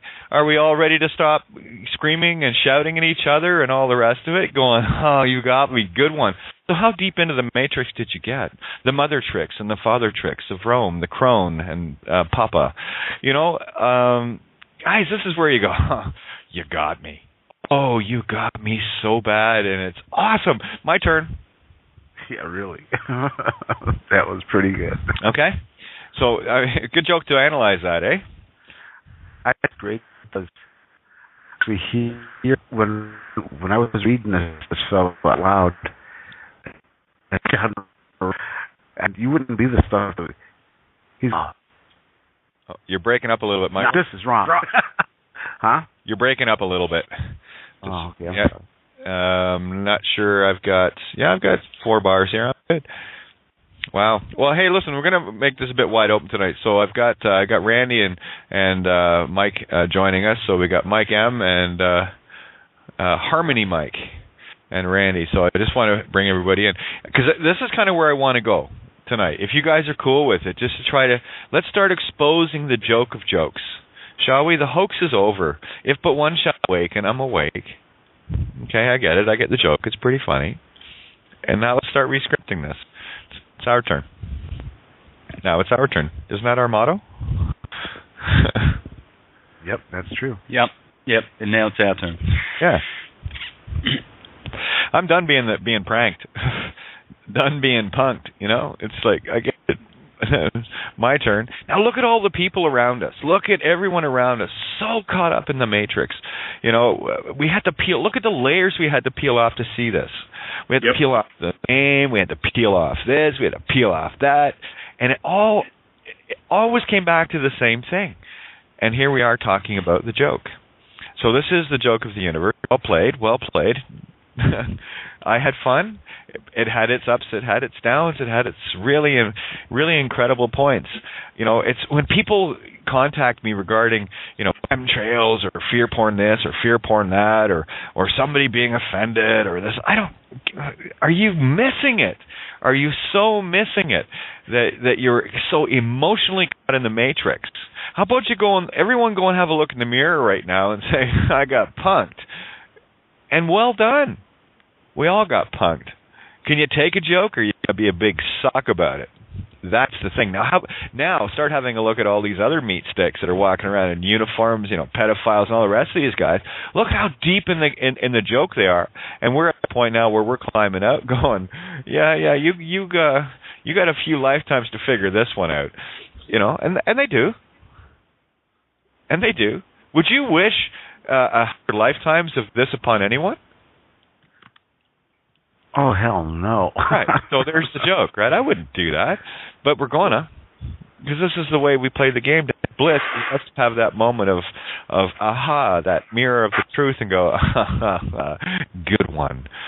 Yeah, I don't think the 13th shot would have made a difference, but there you go. There's a 12 shots and 13th that will clear the taste out of your mouth. So way to go, Ophiuchus.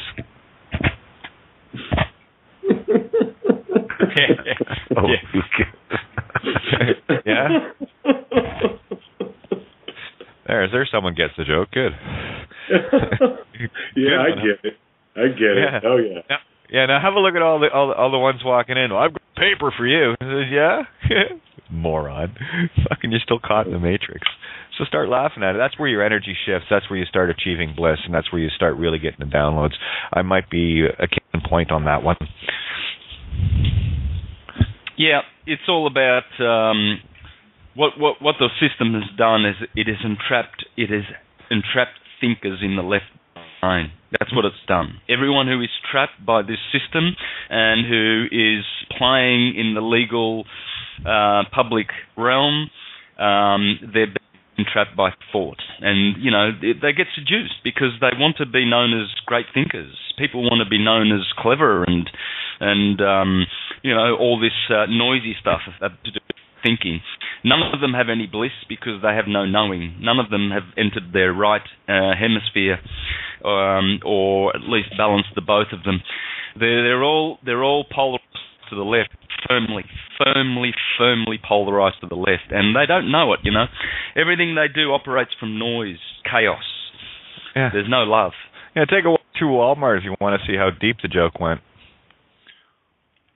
Oh, that's deep. That's a deep joke. The whole Walmart thing, all of it, everything about it is a big joke. Yep, all of it. So welcome to the joke of the universe. You know, they call it crime of the century. Well, I call it joke of the millennium, or actually multi-dimensional millennium. You know, it's interesting. Ingrid had read a post earlier regarding Roger Ebert, the late great, and just prior, the day before he crossed over, he went to his wife and said to her, it's all a big hoax. This is all just one big ruse. It's a big hoax. And that all things are happening right now, past, present, and future, right now. And the next day he left. So, you know, here was a guy that was walking the edge and, you know, stepping through the veil, basically. And, you know, there you go. See, this is the thing about literals. I don't read anything literally. I can't. I'm looking at it as how does it apply to my experience. I am not going to buy someone else's idea of fear porn call it chemtrails or whatever. I'm looking at it from the perspective of, okay, what clue has it got for me to find my way out of this little joke that we're in? And that's why when anything crosses my page, whether it is real, imagined, a hoax, hey, listen, I'm there. I can't prove it. I can only prove what is real to me by what I'm seeing in my immediate universe, what is completely and only aware to my consciousness. The fact that we are talking the call right now brings that reality closer in that we are conversing. But at the same time, do we really exist, you see? And this is the big joke. Or am I talking to myself, being one and all? You ever sit and just think, and you have a conversation with yourself? Come on, we all do it. Of course we do. We're the only one, you see. There is no other. This is how we get rid of boredom. We get schizophrenic. It's freaking awesome. It's a joke in itself. Right now, I know there's a lot of people sitting out there going, I get it. Okay, I get it. Even once you start hearing this, once you start seeing the shimmer of it, you're home. Start looking at it from a joke perspective and you'll get it. We are playing a joke on ourself in order to play and find bliss. And boy, we've come up with some pretty creative ways of creating the mirror of that bliss, yeah? Right. Yeah, we went to great lengths to make it as complicated and as difficult as possible. But, what a fine punishment we've really inflicted on ourselves. You see, we did this so that, we would only get out of it once we deserve to get out of it. You see, really, the game they're playing in the courts, if anyone right now, if anyone's still going to court and they think they are their legal name, they deserve to go to jail, Yeah, absolutely. Sad, but true, because if you think you are so reduced to those little bits of papers in a system, a living being, is reduced to that, well, go for it, eat your heart out, enjoy it all, get all the benefits you can get. Yeah, we were there. This is why we can look at it and laugh, because we were there. We did these silly things to walk our way through the game. These are just, if you think of it in a board game sense, we're just rolling the die every time we go and do something, moving around the board. And the close. You're listening to Santos Bonacci, live on Syncretism, here on criticalmassradio.co.uk. As above and so below is the holy science you need to know, astrotheology, because now it's our turn. You're listening to Kate of Gaia, on Critical Mass Radio. The game is up. Now it's our turn. Hey, good evening. Welcome to Outside the Box, Syncretism, you name it, we game it. It's all good. Yeah, boy, oh boy. Nothing like the first day of the proverbial Anno Domini year to unveil the hoax of hoaxes, which I've been talking about for quite a while. It's just getting a lot funnier as this game plays out. And one of the reasons why I tell people, you got to lighten up. And as soon as you start seeing the yellow brick road, you will stop taking things literally and see how they only matter to you. And can you get in on the joke? Welcome to the joke of the universe. What is bliss? Bliss is when we laugh ourselves stupid, and this is what we're doing.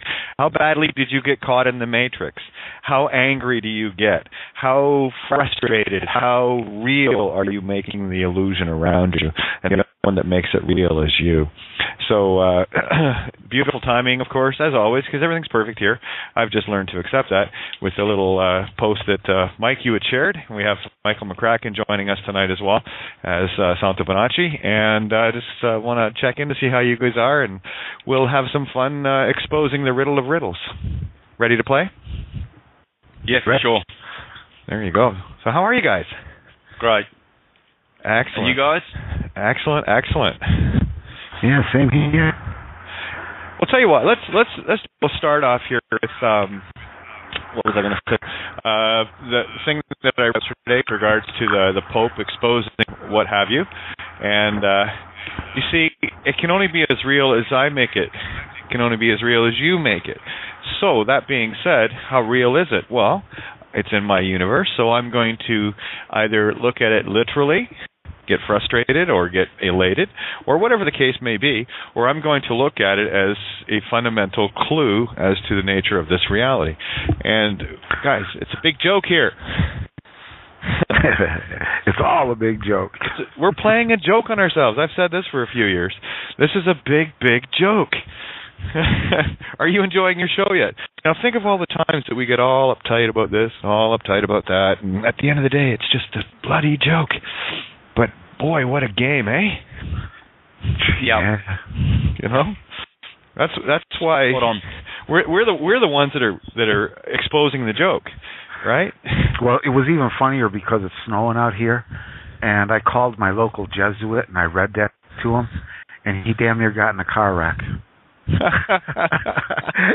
what? And then he told me, he says, no, you got to go to this website to find out if that. He goes, I didn't hear. He says, I would have heard about that. Well, I guess Jorge didn't let him in on the joke. And that's what I said to him. I said, well, hey, everything that you're doing is okay now. Mm-hmm. And it's funny how that fella, I've never been evangelized by the Catholic Church until I came out here. I come out here to South Dakota, and the Catholics are trying to evangelize me to join their church. What are the odds, eh? And then to come to find out, the guy that was after me the most to join their Holy See was a Jesuit. I love it. Yeah, it's quite funny. So here, let's have a look at it from a slightly different perspective, just for a little bit. Okay, so it's like this. Those that are the most duped by the joke, the hoax, this is the hoax of hoaxes. Can we buy our own joke?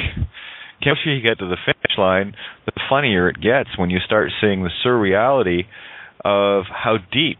Like I can only talk from my perspective, my consciousness, and I look at all the things that I took seriously, and none of it is. It's all creation. There's a whole lot here, and you get it there, Santo, with making it complicated. We would not create an easy game for ourselves. And we would not create a game that the entire part of our entire consciousness wake up, because that would ruin the joke. So what we do is when we get to a certain point of knowing this, we start becoming the real directors and redirecting the movie, because everything is happening in the now.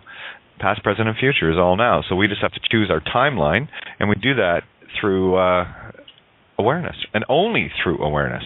You're not going to find anything else if you're asleep. I think it's brilliant, personally. I look at all and go, yeah, I was God and I am. That's what I would do. I'm going to make it interesting for infinity. Yep. We made it so that we would never deserve to have freedom until we entered the higher mind, until we woke up. That's how we did it. And perfect. And now we play a new level of the game. So we have extras in the movie, right? I was extra.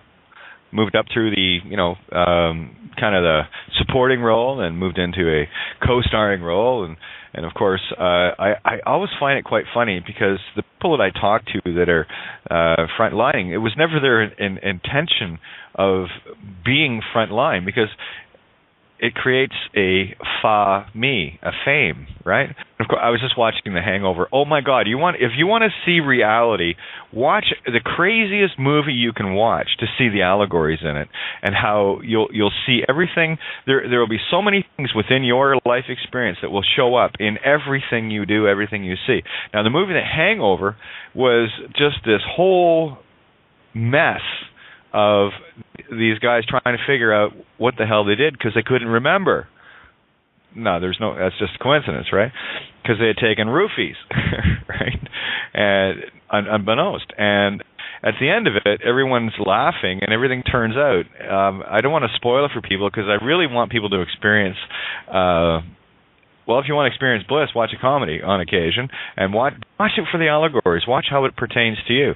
And I'm seeing things show up all over the place that are extremely and only pertinent to me in my experience, yet any one of you will watch it, and you will see different things, but they're exactly the things you need to see, and you could put 7.3 billion people in front of that movie, and there is lots of some things in it for everyone if they know how to watch their allegory.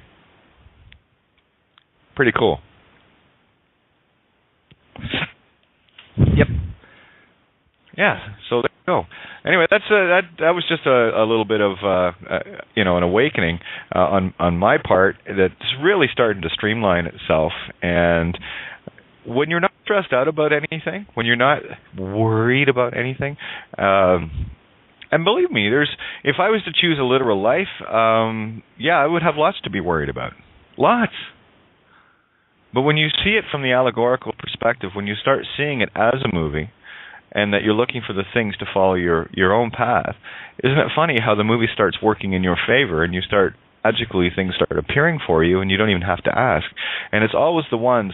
Like here's the problem with fame. If you were seeking fame, you were seeking the lowest tone on the original scale, fa, because fame is fa me. Do you see what I'm saying now? So everyone that is deemed famous, and especially those that went seeking it, are the ones deepest in the game.